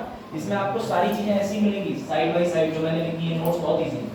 बेटा जनगणना करने का एक ही उद्देश्य होता है, इसमें हर प्रकार की अनुसूची तैयार करी जाती है ताकि डेटा मिल जाए हमारे पास। डेटा किसका, कौन रह रहा है, कितने स्थानीय लोग हैं, कितने क्षेत्रीय लोग हैं, कितने बाहर से आए हुए हैं, कितने सांस्कृतिक लोग हैं, कितना कौन सा वर्ग है, कितने ट्रांसजेंडर हैं, कितने हिंदू हैं, मुस्लिम हैं, सब जनगणना में निकल के आता है। भारत में रह रहे लोगों, सारे सभी लोगों की जनगणना करी जाती है ताकि वो किस समुदाय से बिलोंग करते हैं, किस संस्कृति से बिलोंग करते हैं, भारत में रह रहे हैं तो कब से रह रहे हैं, इन सब चीजों के लिए करा जाता है। ठीक है बेटा, ये क्यों करे जाते हैं आपने तो समझिएगा। गवर्नमेंट करती क्या है बेटा, इस गवर्नमेंट का डेटा इस्तेमाल जो करती है, यानी गवर्नमेंट इस डेटा का इस्तेमाल किन चीजों में करती है, सांस्कृतिक चीजों के लिहाज से संरक्षित करने में, संविधान के अंदर नई नीति बनाने में, सबसे इंपॉर्टेंट चीज।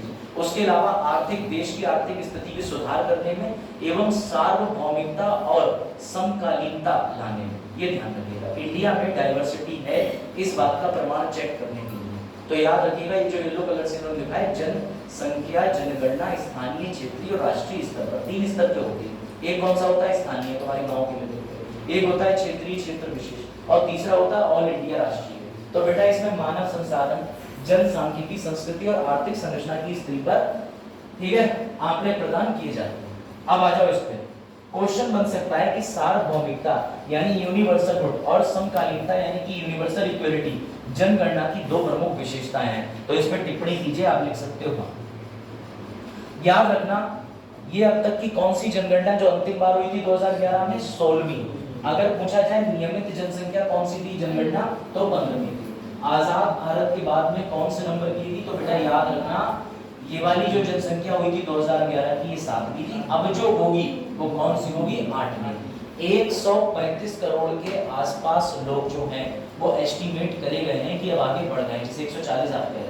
उसके लिए कितने लोग लगे थे लास्ट टाइम गिनने के लिए, 30 लाख। इसमें कौन कौन नौकरी करता है, स्कूल के शिक्षक, समस्त अधिकारी, लेखपाल, इन सब लोगों की नौकरी यहाँ पर लगाई जाती है। ये घर घर जाते हैं दौरा करने, तो ये एक दिन की प्रक्रिया नहीं होती, 18-18 महीने लग जाते हैं जनगणना।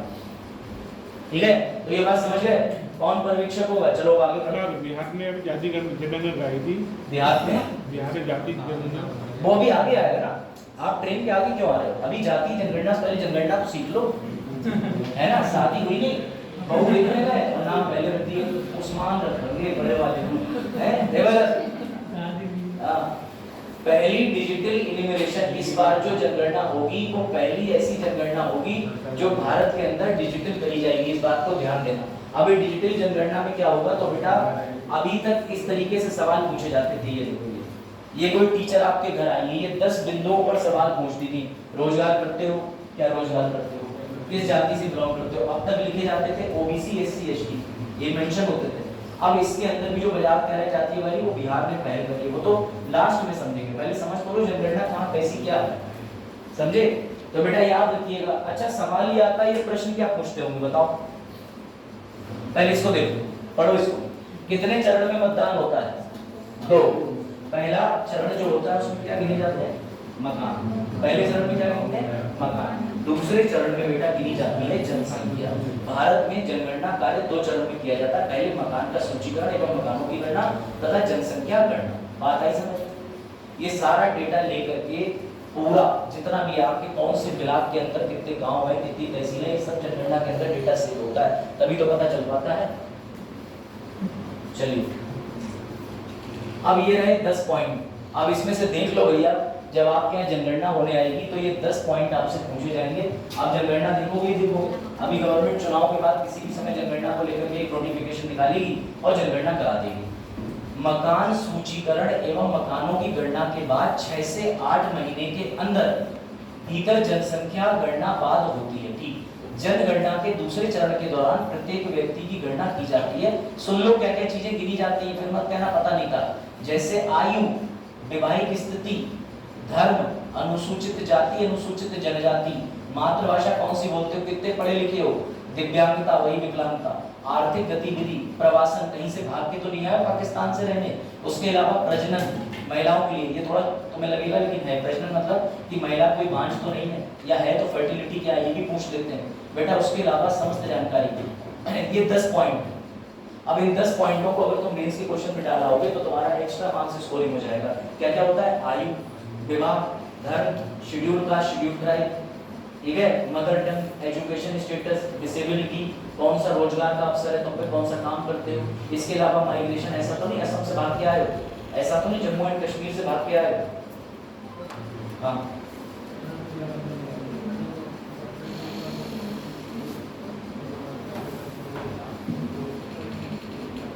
कर रही है गवर्नमेंट, जो आप बात कर रहे हैं यश को बिल्कुल बात नहीं करें, कह रहे हैं कि हमारे यहाँ बर्थ सर्टिफिकेट, डेथ सर्टिफिकेट और आधार को जोड़ दें। तो इस बार गवर्नमेंट ने आपके लिए एक नई चीज इस्तेमाल करी कि डिजिटल में वो वेबसाइट बना दी, आप खुद अपना डेटा उसमें इनपुट कर सकते हो, गवर्नमेंट का भी समय बचेगा। तो गवर्नमेंट ने ये प्रयास करे डिजिटलाइजेशन के, लेकिन आपको पता है कि इससे एक्चुअल जनगणना नहीं निकल पाएगी। काफी लोग वेल अवेयर नहीं, और कुछ लोग आप फ्रॉड भी है। दूसरी बात ये कि आप कैफे पे जाओगे, आपको रहेगा यार 50 रुपए दे के लाइन में लग के मैं नहीं कर रहा, बिल्कुल आप लास्ट पेज पे, क्योंकि इंडिया में टैक्स लोग जमा नहीं करना चाहते, पैन कार्ड आधार कार्ड जोड़ना नहीं चाहते, तो बात इस वजह से प्रॉब्लम है। कितनी बार गवर्नमेंट ने डेट बढ़ाई। तो बेटा ये 10 बिंदु हिंदी में, 10 बिंदु इंग्लिश में तुम्हें पता होने चाहिए। जनगणना में ये 10 तरीके के सवाल ही पूछे जाते हैं आपके घर, जो भी जनगणना करने आएंगी शिक्षक मैडम या लेखपाल को यही कराएगा। बढ़े आगे, चलो और देखो, आप समझिए अगला इसमें प्रश्न देखिए। प्रश्नों के बाद देखो जनगणना में तो आ ही जाएंगे, उत्तर प्रदेश लिंग अनुपात में ऐसा ऐसा है, लेकिन पहले समझ लो जनगणना का महत्व क्या है। तैयारी कब से, तो याद रखिएगा 2 वर्ष पूर्व जनगणना करने से पहले तैयारी शुरू हो जाती है, जैसा मैंने बताया। याद रखिएगा इस बार ऐसा होगा कि भारत में फर्स्ट टाइम आंकड़े डिजिटल रूप से मोबाइल ऐप पर एकत्रित किए जाएंगे। इसके लिए टैब वितरण भी किया जाएगा, आप लोगों को नहीं, जो लोग जाएंगे भैया, जो लोग जनगणना करने जाएंगे, क्योंकि डिजिटल जनगणना में इसको बदल दिया जाएगा, उससे आसानी रहेगी। हाँ संविधान के लोग रहेंगे तो संविधान में, हाँ आप चलिए अगला प्रश्न पढ़िए, देखिए बस बस बेटा क्या कुछ पूछते हैं बताओ भैया।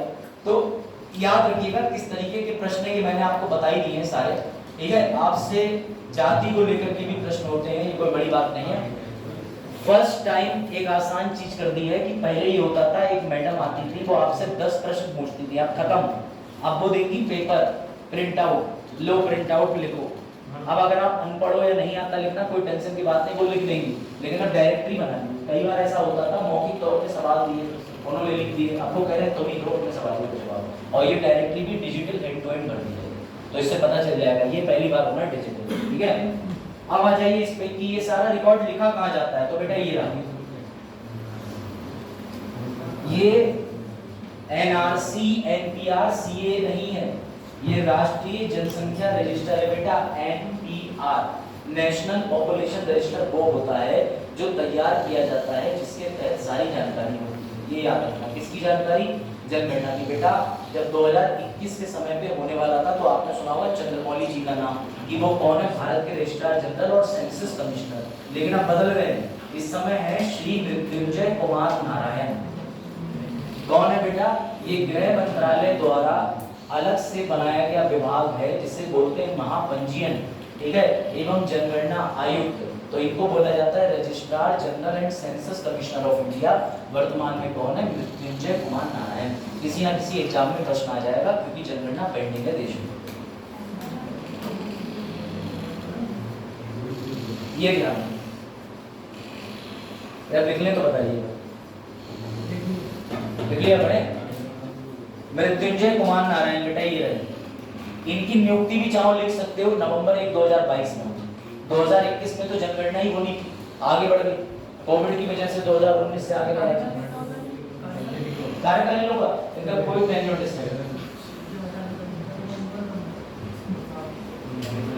इनके साथ में और लोग काम करते हैं बेटा, ये भी देख लीजिएगा एक बार ये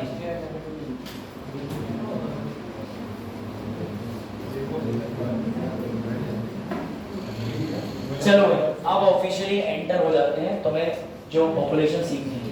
अभी तक कुछ बातों के सवाल के जवाब मैंने इसलिए दिए कि जनसंख्या आपसे पूछे क्यों कराता है बेटा, तो गवर्नमेंट एक डेटा मेंटेन करती है, जनसंख्या क्या है, तो सर अलग अलग विषय से अलग दृष्टिकोण है। जनसंख्या में समय कितना लगता है? 2 साल का समय लगता है। कब से शुरू हुई थी? 1872 से भारत के अंदर, विदेश में तो 1749 में स्वीडन में सबसे पहले कराई। बेटा पूरे विश्व में जनसंख्या सबसे पहली बार कहाँ कराई गई थी? स्वीडन में। कब कराई गई थी? 1749 में। ये वही स्वीडन है जो नाटो का 32वां सदस्य अब बना। सबसे पहले जनसंख्या कहाँ कराई गई थी? स्वीडन में। कब कराई गई थी? 1749 में, ठीक है बेटा। स्वीडन में राजशाही चलती थी, तो सिर्फ और सिर्फ फौज भर्ती के लिए ही जनसंख्या कराई गई थी, कितने बेस है बस, और कोई कारण नहीं। तो जनसंख्या देख रहे हो इन पैमानों पे हुई है, मतलब कोई लॉजिक नहीं है। जबकि एनसीईआरटी ने पूरा एक चैप्टर डाला है इकोनॉमिक्स के अंदर, डेमोग्राफी, और इंडिया के अंदर आपको पता है कि ह्यूमन इकोनॉमिक्स भी पढ़ते हैं हम लोग, कि किस जगह किस क्षेत्र में कितना ज्यादा प्रभाव है। आप समझिएगा, भारत में मायो के काल में पहली बार जनसंख्या कब हुई थी? 72। बेटा ये डेट याद रखना, 1872 के बाद 82 नहीं, 1881 में जनगणना हुई थी। तभी मैंने कहा आप एक साल आगे निकल गए। 72 के बाद में 1881 में रिपन ने कहा, इसको कहा जाता है father of local self government. बेटा 1881 से पहले आया था 1862 का टाइम। 1862 में याद रखो तुम्हारे यहाँ बन रहा था सेंट्रल लेजिस्लेटिव असेंबली, अंग्रेजों से तुमने लड़ के मांग लिया था केंद्रीय विधानसभा। तो केंद्रीय विधानसभा में कितने नेता बैठेंगे, इसके लिए भी अंग्रेजों को 1881 में क्या करानी पड़ी? जनगणना। अब समझे रिपन के समय जनगणना क्यों कराई थी? क्योंकि भारत में केंद्रीय विधानमंडल दिया जाना था, उसमें कितने लोग नामांकित करके बैठा लें कि कितनी आबादी पे एक नेता चुना जाएगा। इसके लिए अंग्रेजों ने 1881 में रिपन से कहा जाओ इनको हमें केंद्रीय विधानमंडल देना है, जनसंख्या गिन लो। कारण है इसमें, हर जनसंख्या के पीछे कोई ना कोई लॉजिक। हाँ ये नियमित, इसीलिए इसे नियमित बोला जाता है। मायो के टाइम पे नॉर्मल जनसंख्या ऐसी गिना हो तो अनियमित, लेकिन नियमित वाली कौन सी जनगणना है? 1881 लिखा हुआ है। नियमित जनगणना की शुरुआत 1881 में रिपन के समय से शुरू होती है, याद रखना बेटा।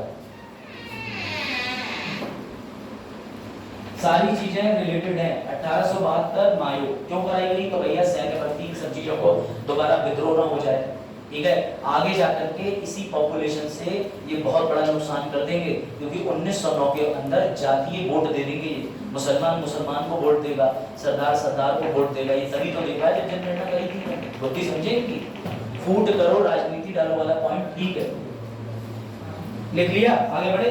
चलो बेटा इसमें फैक्चुअल डेटा बहुत है, इसलिए मैं बहुत इजी चलता हूँ, समझो।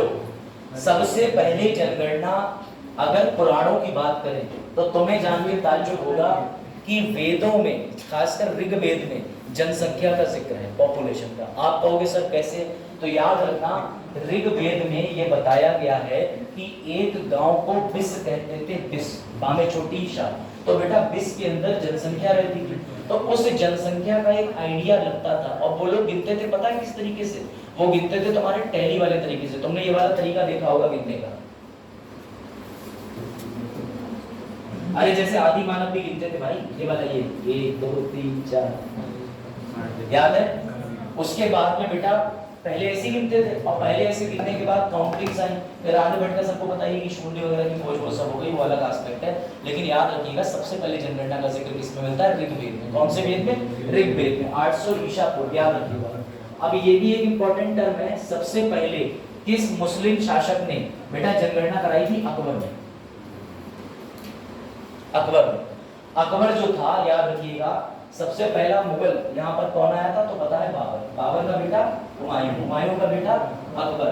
बेटा अकबर जो था वॉर के मामले में बहुत कम उम्र से पड़ गया था। कई बार किसी के समय पर, जो आपको पता है महामंगा ने इसे पाल के बड़ा करा, तो पेटीकोट गवर्नमेंट कह के मजाक उड़ाई जाती थी इसके टाइम पे।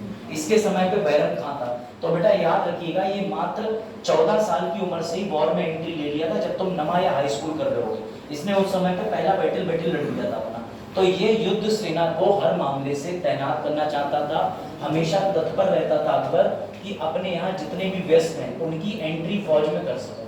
इसके लिए इसने पॉपुलेशन करवाई थी क्षेत्रीय वाली, लोकल पॉपुलेशन, पूरे भारत की नहीं। जिस रियासत में ये था, उस रियासत के आसपास की पॉपुलेशन की गणना फौज में शामिल कराने के लिए कराई गई थी। ये ध्यान रखना, याद रहेगा। अच्छा, आजाद भारत की पहली भाई जनगणना कब हुई थी? तो 1951। अनियमित जनगणना 1872 में, नियमित जनगणना 1881 में। सबसे पहले जनगणना का जिक्र निम्न चार में से कहाँ मिलता है? ऋग्वेद। तो भैया ऋग्वेद में मिल जाएगा, 800 ईसा पूर्व। इसमें गांव को बिस कहते थे, गांव की रहने वाली आबादी को गिनते थे। अकबर ने सैन्य कार्य के चलते जनगणना पहली बार कराई, ठीक है ना? ऐसा नहीं, इस मामले में तो आपका पहले शासक का कोई रोल नहीं, क्योंकि इससे पहले जो लोधी डायनेस्टी आती थी वो भी जनगणना के लिए जोड़ देती थी, लेकिन उसने कराया नहीं था सेंसस। उसके पास लोकल रजिस्टर था कि कितने फौजी हैं। अगर ये पहला शासक तो प्रश्न आ सकता है, तो कर सकते हैं, लेकिन ये कारण नहीं हो सकता कि मैं पहला शासक हूं तो कराऊं, ये प्रश्न। चलो भाई देखिए, 2011 में जनगणना कितनी थी? 1.21 अरब, ठीक है। चलिए भैया आगे बढ़ते हैं। अब ये देखो, ये है जनगणना का सीधा सीधा आंकड़ा, ये चीज समझिएगा। 1871 के अलावा 1872 वाली जो जनगणना है, 1881 उसके बाद नहीं है। अगर 1872 से जनगणना काउंट करोगे टोटल तो कितनी हो जाएंगी?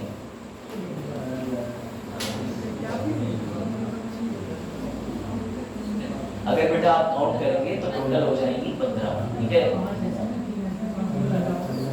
ये ठीक है। इसीलिए सरकारी वेबसाइट पे लिखा हुआ था कि 16वीं वाली अक्टूबर, और आजाद भारत के बाद नियमित कितनी हुई है? तो 14। तो याद रखना ये एग्जैक्ट डेटा है बेटा। और जनसंख्या, ठीक है, ये लो, इन्हीं की ऑफिशियल वेबसाइट पे जो लिखा हुआ है वो मैं तुम्हें बता रहा हूँ। देखो, इन्हीं की ऑफिशियल वेबसाइट पे बेटा लिखा हुआ है कि 16वीं जनगणना जो है वो होगी और स्वतंत्र भारत की 8वीं होगी आने वाले समय में, याद रखना। तो टोटल जनगणना है 15, नियमित 14, स्वतंत्रता के बाद इंडिपेंडेंस पे 7वीं। चलो ठीक है। अब ये लो एक और फैक्ट, ये भी देख लो। 2011 के अनुसार अगर बात करें तो बेटा भारत की जो जनसंख्या है, समझिएगा कितनी है? 121 करोड़। ये पूरे विश्व की जनसंख्या का कितना है? 17.5%। याद रखना, विश्व में भारत से आगे कौन कौन है? चीन है बस, और इसके अलावा भारत ही भारत है। अब तो चीन भी नहीं टिक रहा है, अब तो सिर्फ भारत।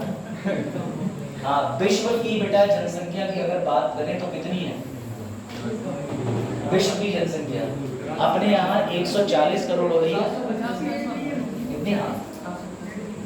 1 बिलियन 800 करोड़ जनसंख्या जनसंख्या पूरे विश्व की आंकी जा रही है बेटा, याद रखना, ये याद रखिएगा 800 करोड़ है, ये 795 है, ये वन ब्लू कलर का खाली टिक है। 795 करोड़ की जनसंख्या 2012 में आंकी गई, यानी हमारे जैसे 800 करोड़ हैं देश में। चलो भाई,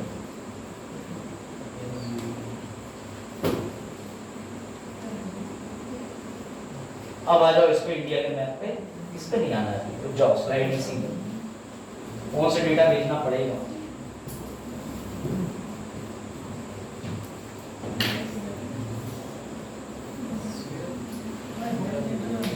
तब गए 2 मिनट का रेस्ट ले लो, जो स्लाइड भेजनी है तो शेयर कर दो। हाँ जाओ, पानी भरना पानी भराओ, इसके आगे वाली स्लाइड में से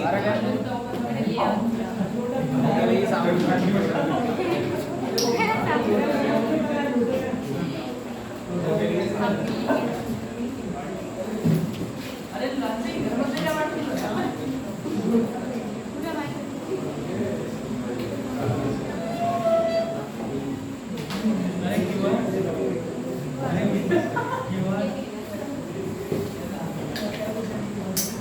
चलो भाई, पानी की वैल्यू जो थी ऑलमोस्ट फाइल आई गई।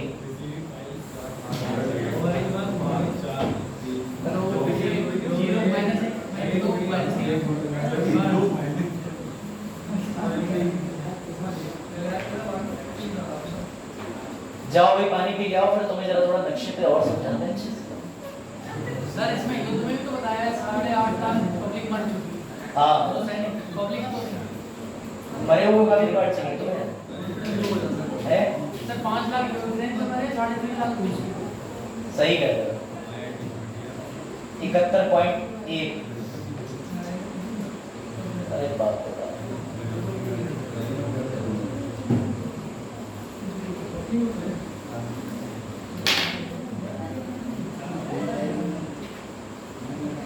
नसीब ही खराब है तुम लोगों का।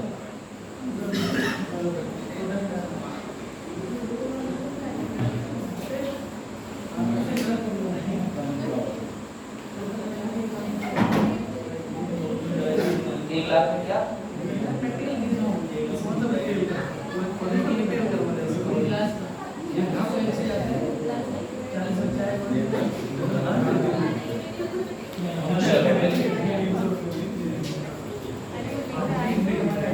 मिल गया पन्ना मिल गया। चलो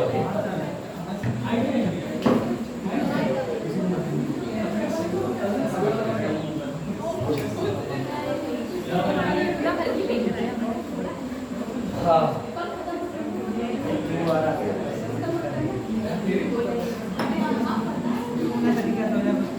क्या QR स्कैन करने के चक्कर में तुम लोग हैं? इस QR स्कैन से कोई लाभ नहीं पहुंचेगा।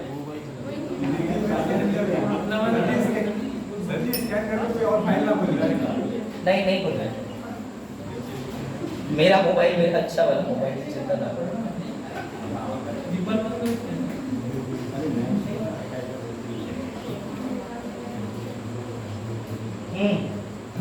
तब तक रिवाइज ही कर लो, या पूरा हो गया चलो काम आइए शेयर करते हैं।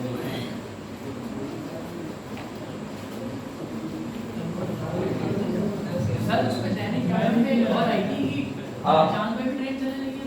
चांद पे ट्रेन? हाँ सर। भैया अभी तक तो संभव नहीं हो पाया, हो सकता है भविष्य में चला दें। हाँ सर बहुत चलने लगी। खोज चल रही है हम तो सिर्फ। हाँ, जंगल वाली तो स्टेटस में देखी क्या? जंगल पर करा तो दी मैंने। कहाँ कौन माला वाली। हाँ। वही तो बता रहा तो वही तो आलोक कह रहा है कि माला क्या त्रिपाठी इसमें ड्राइवर होगा? नहीं, ना हमारे त्रिपाठी नहीं अश्मित का नाम बदलो।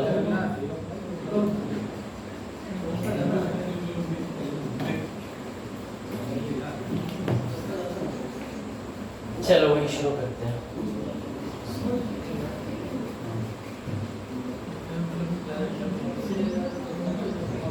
अब लग रहा है लोड है, चलो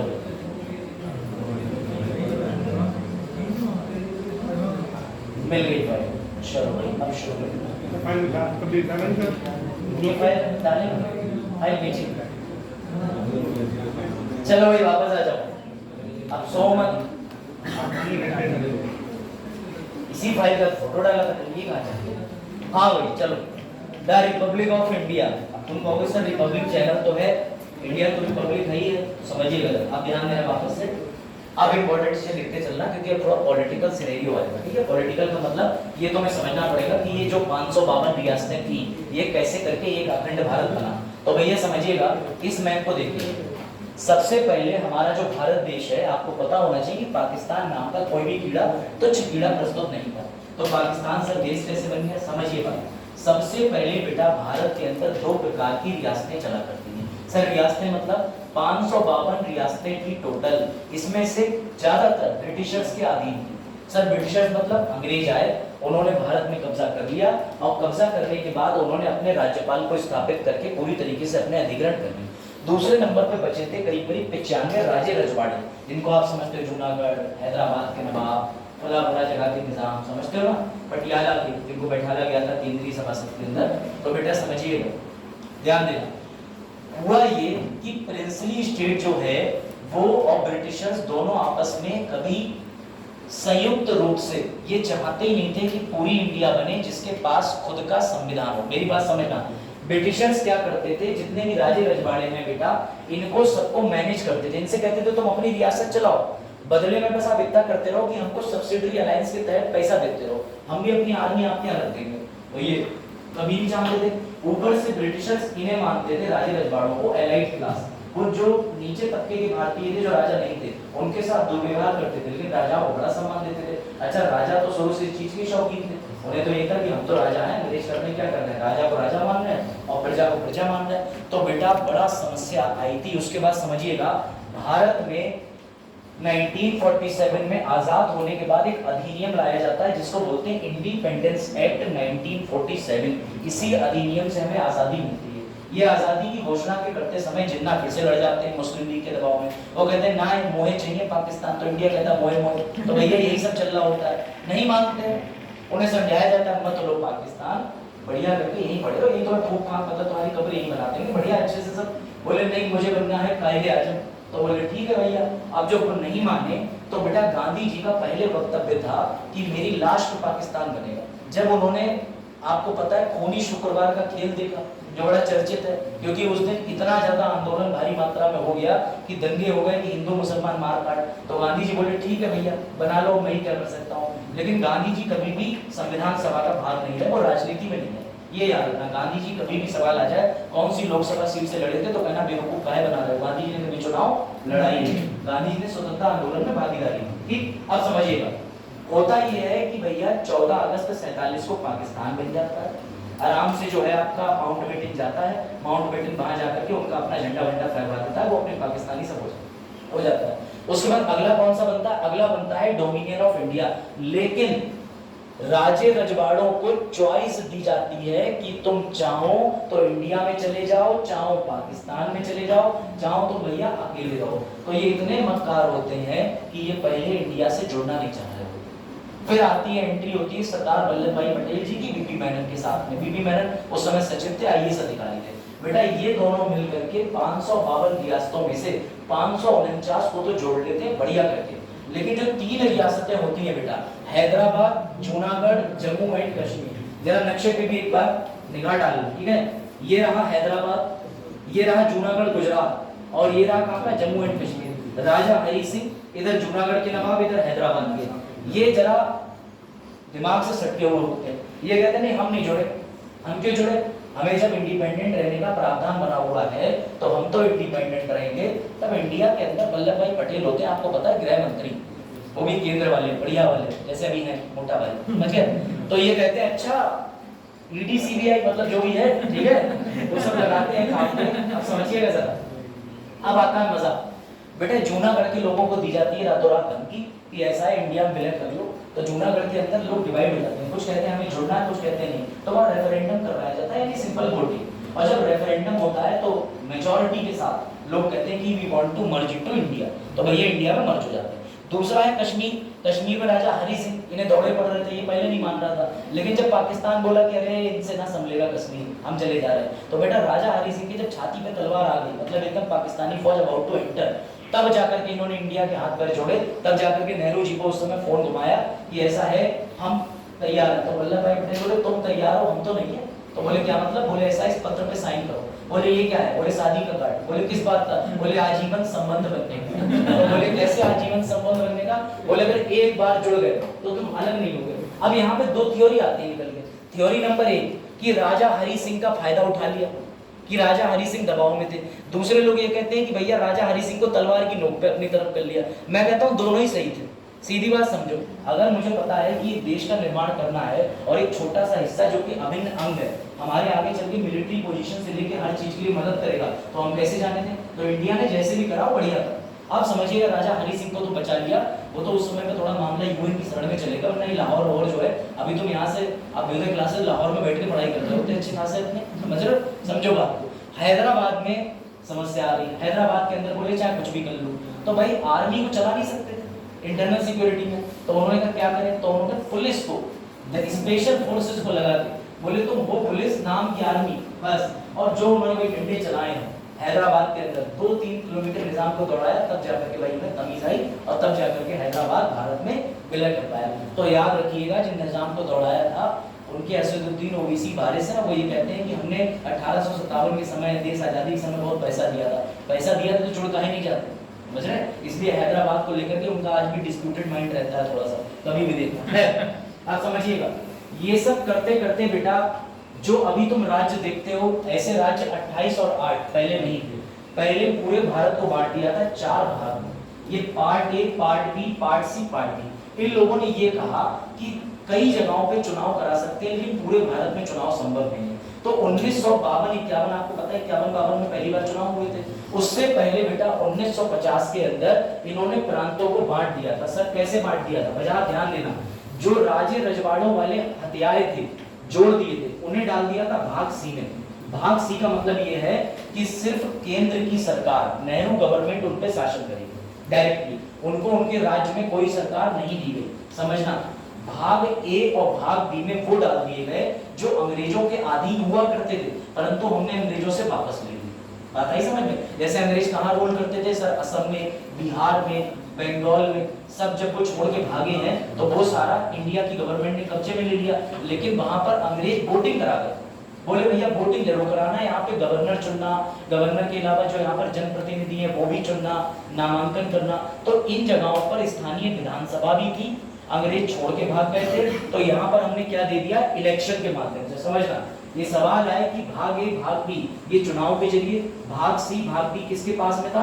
केंद्रीय सरकार के पास। इसमें बेटा जो यूनियन टेरिटरी देख रहे हो उसमें सिर्फ एक ही उस जमाने में केंद्र शासित प्रदेश होता था, अंडमान निकोबार आइलैंड। सर आज भी कोई यूटी है, क्यों? क्योंकि बेटा एक दिन जरा केंद्र का सरकार हटा के देखो, कोई उसके अंदर मुख्यमंत्री ला के देखो, चीन अगले दिन मुख्यमंत्री के पास ही बैठा होगा।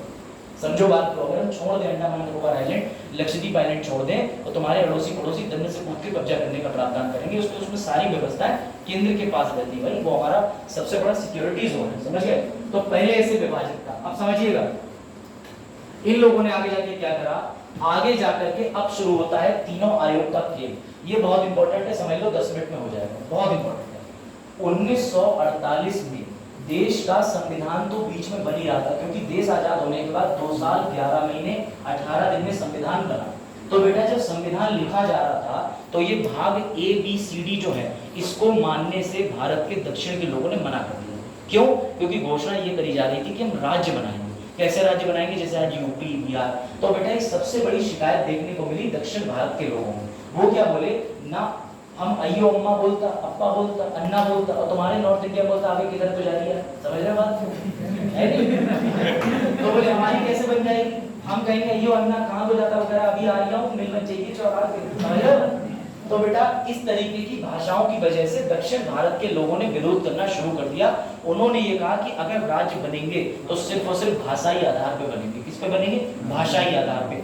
अब इंडिया की गवर्नमेंट कभी चाहती नहीं थी कि भाषाई आधार पे बने, क्योंकि अगर भाषाई आधार पे बना दिया तो ये तो वही वाली बात हो जाएगी कि मेजोरिटी को एक जगह सीमित कर रहा है। जबकि इंडिया के लोग ऐसा नहीं चाहते थे, वो चाहते थे प्रशासनिक कार्य पर बने, कि जैसे हमें प्रशासन करने में आसानी हो। अंग्रेजों ने भी यही कहा था, बंगाल, बिहार, उड़ीसा बांट के जो चले गए थे वो भी प्रशासनिक आधार पे। सुनिएगा तो बेटा क्या हुआ, सबसे पहले इस चिंता को देखते हुए एक आयोग का गठन किया गया, ध्यान रखिएगा, एस के धर आयोग।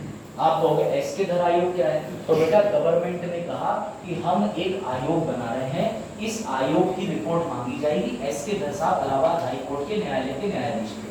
इनसे कहा गया कि आप साहब अपनी अध्यक्षता में ये तय करिए कि कैसे बनाएं, राज्यों को भाषाई आधार पे बनाएं या प्रशासनिक आधार पे बनाएं। तो बेटा सुनो, इन्होंने वही बात कही जो गवर्नमेंट चाहती थी। इन्होंने कहा भाषाई आधार पे राज्य मत बनाओ, किस बेसिस पे बनाओ? प्रशासनिक पे। लेकिन इतना बड़ा विरोध हुआ, इतना बड़ा विरोध हो गया बेटा कि कुछ सोचो मत, ये आयोग को अपनी रिपोर्ट वापस लेनी पड़ी। इसके बाद नेहरू जी को लगा कि यार अब कुछ हो नहीं सकता, अब या तो हम ही लोगों के सामने आना पड़ेगा, अगर हमारे जैसे बड़े नेता सामने आएंगे तभी जाकर के लोगों पे कुछ प्रभाव पड़ेगा। तो 3 लोगों की समिति बनती है, जेबीपी, जवाहरलाल नेहरू, वल्लभ भाई पटेल और उसके बाद पट्टा भाई सीतारामन। बेटा इन्हीं का नाम के पहले लेटर उठा के बोला जाता है जेबीपी समिति। धर कमेटी 1948 में बनी, जेबीपी समिति भी 1948 में बनी थी, लेकिन इस समिति में नेहरू ने, वल्लभ भाई जी ने, पट्टा भाई सीतारामन भैया जी ने सेम बात रिपीट कर दी। बोले भाषाई आधार पे बनना इम्पॉसिबल है, हम बनाना चाहते हैं प्रशासनिक व्यवस्था के अनुरूप। अब बेटा जैसे ये बात पता चली तो लोग एक बात समझ गए। लोग बोले अब जब जवाहरलाल नेहरू जी ने कह दिया, जो देश के प्रधानमंत्री हैं, वल्लभ भाई पटेल जी ने कह दिया, तब तो इसका मतलब भाषाई आधार पर राज्य बनना इम्पॉसिबल है। बेटा इसी की वजह से क्या समस्या आ गई? इसी की वजह से एक व्यक्ति थे वो धरने पे बैठ गए। पहले ध्यान रखना, इनकी कमेटी ने भी क्या कहा कि हम भाषाई आधार पे नहीं बनाएंगे। किस आधार पे बनाएंगे? एडमिनिस्ट्रेटिव कन्वेंस पे। आप समझिएगा, अब एंट्री होती है इनकी। सर ये कौन है? बेटा भारत में 52 दिन तक भूख हड़ताल की स्ट्राइक रखने वाले ये व्यक्ति आ जाते हैं। अब इन्होंने ये जो स्ट्राइक करी थी भूख की, बेटा समझिएगा ये आंध्र प्रदेश के रहने वाले थे। इनका नाम था पोट्टी श्रीरामुलु। ये बहुत बड़े कांग्रेस के समर्थक थे, गांधीवादी थे। और बेटा मजे की बात सुनो, ये कांग्रेस में होते हुए कांग्रेस से ही मांग कर रहे थे, कांग्रेस ने इनकी बात सुनी। ये कांग्रेस के अंदर खुद थे, सदस्य थे। इन्होंने कहा कि भाषाई आधार पे बनाओ, भाषाई आधार पे बनाओ, वरना लोगों का वर्गीकरण हो जाएगा, लोगों का वर्गीकरण। ऐसा ही क्यों कह रहे थे? ये कल्चर होमोजेनिटी चाहते थे। अब तुम कहोगे कल्चर होमोजेनिटी क्या? इसका मतलब अपने भाषा के, अपने सभ्यता के लोगों को एक स्थान पर रखना। गलत तो नहीं है भाई, हम सब हिंदुओं को एक जगह रखना चाहते हैं, उसके लिए देश हमें चाहिए, ऐसा सोचना है गवर्नमेंट का। ऐसी मुस्लिम देश है वो कहते हैं हम इस्लामिक रिपब्लिक ऑफ है, क्योंकि हम अपने इस्लाम को संरक्षित कर रहे हैं, सबको अधिकार है। तो समझना ध्यान से, इनकी जो मांग थी आंध्र प्रदेश बनाने की, बेटा वो मांग शायद पूरी नहीं होती, लेकिन ये 19 अक्टूबर को बैठे थे और 15 दिसंबर 1952 को हो गई इनकी मृत्यु भूख हड़ताल के चलते। बेटा जैसे ही इनकी मृत्यु हुई, आंध्र प्रदेश के अंदर हिंसा शुरू, मतलब धर कमेटी की रिपोर्ट, जेबीपी कमेटी की रिपोर्ट और इनकी मृत्यु, ये 2 रिपोर्ट के बाद में इनकी मृत्यु हो जाती। इनकी मृत्यु वाले दिन ही जवाहरलाल नेहरू जी को घोषणा करनी पड़ती है कि हाँ हम एक भाषाई तौर पर राज्य बनाएंगे जिसका नाम होगा आंध्र प्रदेश। इसीलिए सवाल आता है कि 1952 के दिसंबर में तो ये मर गए, तो पहला राज्य कौन सा है जो भाषाई तौर पर गठित हुआ? आंध्र प्रदेश। किस वर्ष? 1973 में, क्योंकि 52 में तो ये भूख हड़ताल में थे। अब सुनिएगा, आंध्र प्रदेश तो बन गया भाई, चलो कोई बात नहीं सर, आंध्र प्रदेश बन गया क्योंकि लोगों में हिंसा हुई, इन्होंने अनाउंस कर दिया। अब जितने भी राज्य थे, क्योंकि आंध्र प्रदेश वाले लोग तो चलो अपनी भाषा बोल लेंगे, साउथ में तमिल, तेलुगु, लेकिन ये बताओ गुजराती का नहीं बोलते, बिहारी का नहीं बोलते। अब वो भी तो डिमांड करेंगे कि हमारी गुजराती दो, हमारी मराठी दो, हमारी भाषा दो। जबकि संविधान सभा ये बात कह रही थी कि हम तुम्हारी भाषा को बचाने के लिए संविधान में डाल देंगे 22 भाषाओं को 8वीं अनुसूची के अनुच्छेद 343 से 350 के बीच रिजर्व कर देंगे। हमें विश्वास रखो, तुम्हारी भाषा को संवैधानिक दर्जा दे देंगे। लेकिन कोई भी देश इस बात को मानने को तैयार ही नहीं हो रहा था, मतलब सॉरी कोई भी राज्य। अब सुनिए ध्यान से, हुआ क्या बेटा कि इसकी वजह से सरकार को ऑफिशियली लास्ट आयोग बनाना पड़ा। उस आयोग का नाम था फजल अली आयोग। अब बताओ, मैं तुमसे सवाल पूछता हूँ, फजल अली आयोग किस बात की सिफारिश करेगा? क्या फजल अली आयोग, फिर से समझना मेरी बात को, जो लोग स्टोरी नहीं समझ पाए हैं वो लोग एक बार फिर से समझ लीजिए। देखो ये प्योर यूपीएससी कंसेप्ट है, मेरा काम है यूपीएससी पीसीएस दोनों बता रहा हूँ, ठीक है, ध्यान से समझना। अभी तक 3 चीजें तुमने देखी। सबसे पहला कौन सा आ गया? धर आयोग। ये कब बनाया गया? 1948 में। इसने क्या कहा कि भाषा के हिसाब से नहीं, लेकिन एडमिनिस्ट्रेटिव यानी प्रशासन के हिसाब से कर सकते हो। इसके बाद कौन सा आयोग आया? ये भी 1948 में आया। रिपोर्ट दी इसने 1953 में। वो भी ये देता नहीं। इसने रिपोर्ट क्यों दी? क्योंकि भैया 40 साहब की मृत्यु हो गई। अगर 49 में, ध्यान से पढ़ना, ध्यान से, 49 में पहले चरण की रिपोर्ट दी थी, 1953 में दूसरे चरण की रिपोर्ट दी थी। ये देखो मैं दिखा देता हूं। ये 1953 की दूसरे चरण की थी, लेकिन जो ये बात कह रहे हैं वही है। जेबीपी कमेटी की पहले फेज की रिपोर्ट थी अप्रैल की, दूसरे फेज की इसमें थी। चलो आ जाओ, जरा ध्यान देना, ठीक है? फिर से आ जाओ वापस इधर, ठीक है? तो ये ध्यान दीजिएगा बेटा, जेबीपी ने क्या बोला कि भाषा के आधार पर पहले ही बोल दिया था इन्होंने। क्यों? क्योंकि 1949 में ये भी चाह रहे थे सेम बात को, लेकिन इनकी मृत्यु के बाद इन्हें दूसरी रिपोर्ट लॉन्च करनी पड़ी। तो दो रिपोर्टें होंगी। एक भाई पहली रिपोर्ट में क्या कह दिया, नहीं ये सही कह रहा था। इनके मरने के बाद सहमत हो गए और इन्होंने भाषाई आधार पर किसको बना दिया? आंध्र प्रदेश को। कब बना दिया भैया? 1 अक्टूबर 1953 को। लेकिन अब इस बीच में मराठी वाले कहने लगे हम भी, गुजराती वाले कहने लगे भैया हम भी हैं। तो इनके लिए फाइनली एक आयोग बनेगा लास्ट वाला। उसका नाम क्या है? क्या नाम है? फजल अली आयोग। अब बेटा ये जो फजल अली आयोग है, ध्यान रखिएगा, ये आयोग ने सबसे इंपॉर्टेंट बात थी, पहले याद रखना, सबसे लास्ट और सबसे इंपॉर्टेंट फजल अली आयोग है। इस आयोग के अंदर 3 लोग थे। कौन कौन थे? एक खुद फजल अली साहब थे, ठीक है, और उसके अलावा कौन थे? KM पानीकर और HN गुज्जू। बेटा इन्होंने ना गेम खेल दिया। अब आपको सर गेम कैसे खेल दिया? ये बोले भाषाई आधार पे ही क्यों बनाना है, फिर बनाओ आर्थिक आधार पे, फिर बनाओ प्लानिंग के आधार पे, फिर बनाओ भाषा के साथ कल्चर होमोजेनिटी पे, फिर बनाओ आर्थिक आधार पे, फिर बनाओ देश की एकता और सुरक्षा के आधार पे।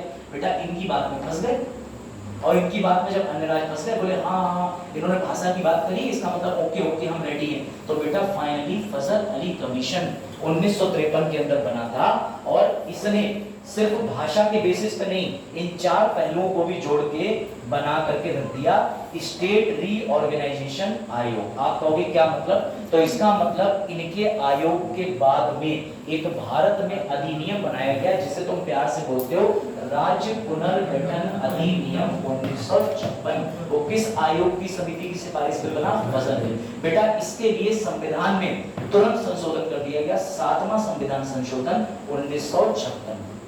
और उसके तहत इतना ही नहीं, ये भी लिख दिया गया कि भविष्य में उत्तराखंड का राज्यपाल यूपी को भी संभाल सकता है, पश्चिम बंगाल को भी संभाल सकता है। ये भी उसी में लिख दिया था 7वें संविधान संशोधन। समझिएगा अब इन्होंने करा क्या? फाइनली इन्होंने भाग ए और भाग बी जो भी स्टेट ऑफ इंडिया थे उनको आगे ले गए, उनको इन्होंने ठीक माना, क्योंकि वहां पर ऑलरेडी पहले से विधानसभा थी। ठीक कैसे माना? ठीक ऐसे माना कि यूपी, गुजरात, बिहार, ये जो सब देखते हो, ये इन्होंने पार्ट ए पार्ट बी को जोड़ के आगे ले गए। पार्ट सी खत्म कर दिया। खत्म का मतलब ऐसे करके त्रावणकोर और मालाबार और मद्रास को जोड़ के केरला बना दिया।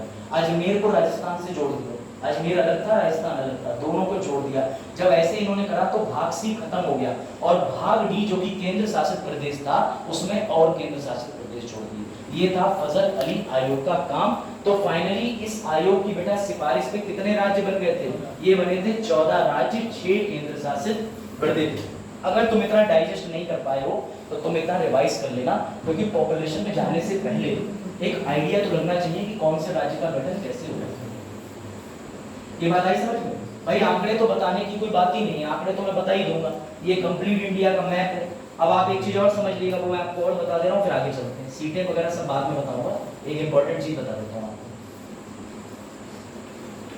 ठीक है? इसका प्रभाव क्या पड़ा? तो आंध्र प्रदेश आप समझ गए। अब देखिएगा 1956 का जो अधिनियम आया था, उसके बाद में 1 मई 1960 के बॉम्बे प्रांत को तोड़ करके बेटा गुजराती बोलने वालों के लिए गुजरात बनाया, मराठी वालों के लिए महाराष्ट्र बना दिया। मतलब भाषाई आधार पे ही ये राज्यों का गठन हुआ है, ये ध्यान रखना।